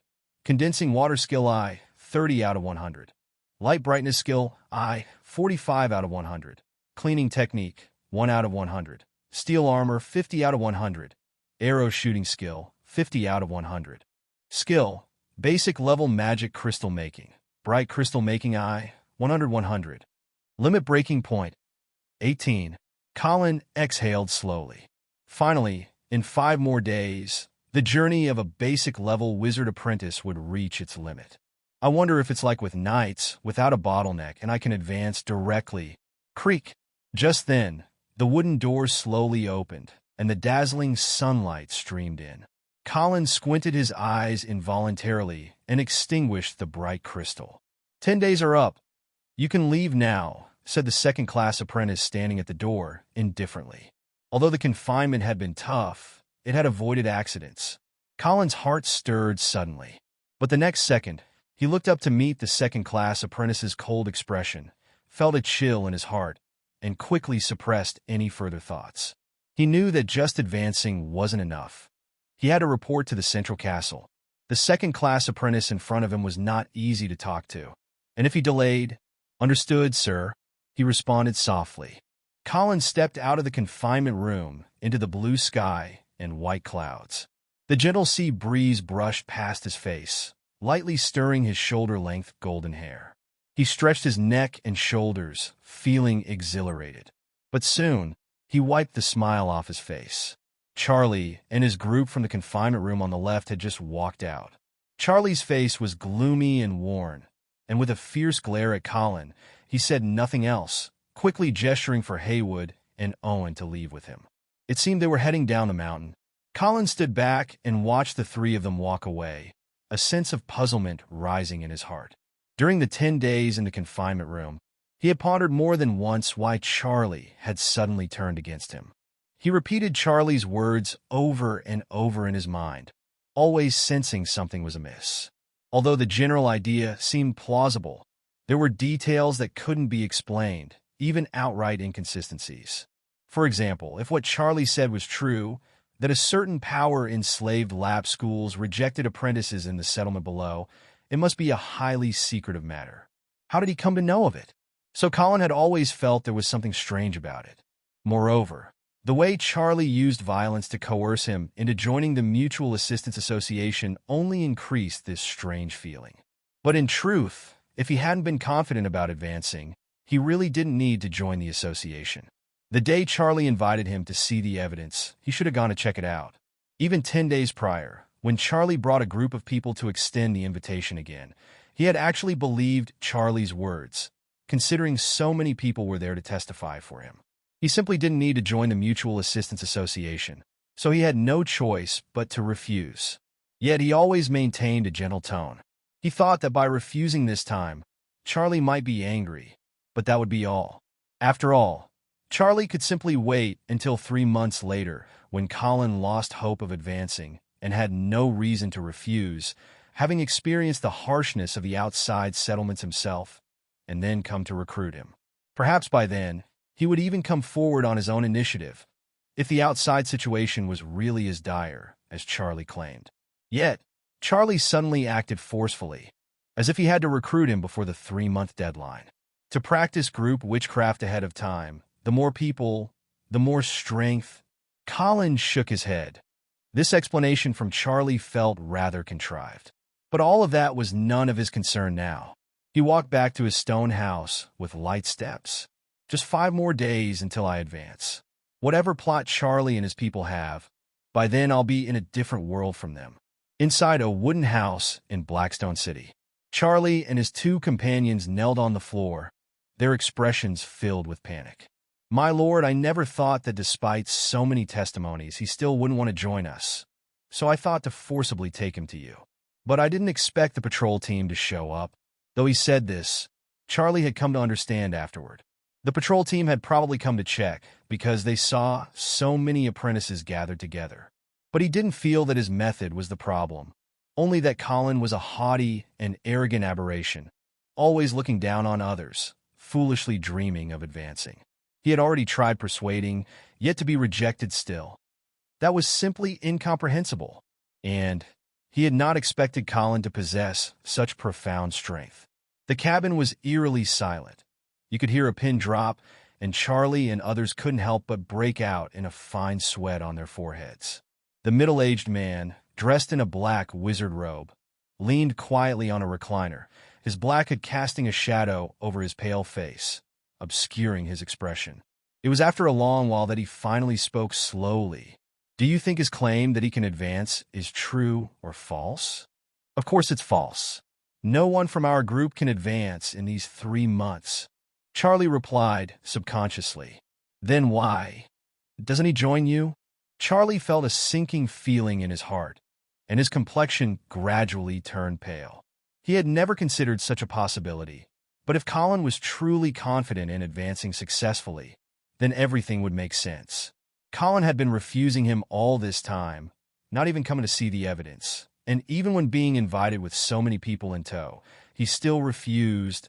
It was all because he believed he could advance within 3 months. Charlie's face grew increasingly unsightly. Such an event had occurred before. In the previous group, there was an apprentice who just happened to advance to the intermediate level in 10 years and just managed to stay at the school. How much do you think he can guess? The wizard in the black robe continued to ask. Tiny beads of sweat gathered on Charlie's face and began to fall in large droplets, splashing faintly on the floor. The wizard in the black robe sighed. Put off your advancement for now. You may go. He waved his hand, then seemed to remember something, and continued to instruct Charlie. By the way, bring the apprentice from last time. I think her name was Mia. Over here. If things were as he thought, that apprentice would be able to continue staying at the lab school. Allowing Charlie to advance now would clearly be inappropriate and too risky. He had to come up with an alternative plan. He hoped it was just his overthinking. Forcefully advancing a basic-level apprentice to the middle level wouldn't be easy. Among this batch of students, only Charlie and Mia from the previous group met the criteria. If Charlie didn't cut it, they'd have to invest resources again to cultivate Mia. Perhaps dealing with that apprentice is the best solution, thought the wizard in the black robe. But it wasn't easy to carry out. As long as that student remained in the wizard territory for the coming period, he would be powerless and would have to rely on Charlie and the others to act. Based on Charlie's description, the Great Knight's physique plus the steel armor made it impossible for them to handle the apprentice without causing a significant commotion. And to be cautious, he could not give Charlie any tools for assistance. In that case, it's better not to bother with that apprentice now. There are already more than 30 of them, enough to suffice. He couldn't help but rub his furrowed brow and looked up to see Charlie still standing there. He hesitated for a moment before urging, "You may leave if there's nothing else. Hurry up and bring Mia here, Charlie." "Yes, sir." Charlie's lips moved as if he wanted to say more, but he ultimately bowed his head and left. On the way back, Charlie's face was expressionless, but his mind was churning with thoughts. He had figured out the wizard in the black robe's intentions and also sensed that he didn't want him to continue to approach Colin, to avoid revealing more information. But how could I agree to that? It's going to be me who advances to the intermediate level and stays at the school, he roared silently in his heart. Then he glanced at Hayward and Owen, who were following beside him, showing no emotion on his face. Although these two completely followed his commands, their true master was always the wizard in the black robe.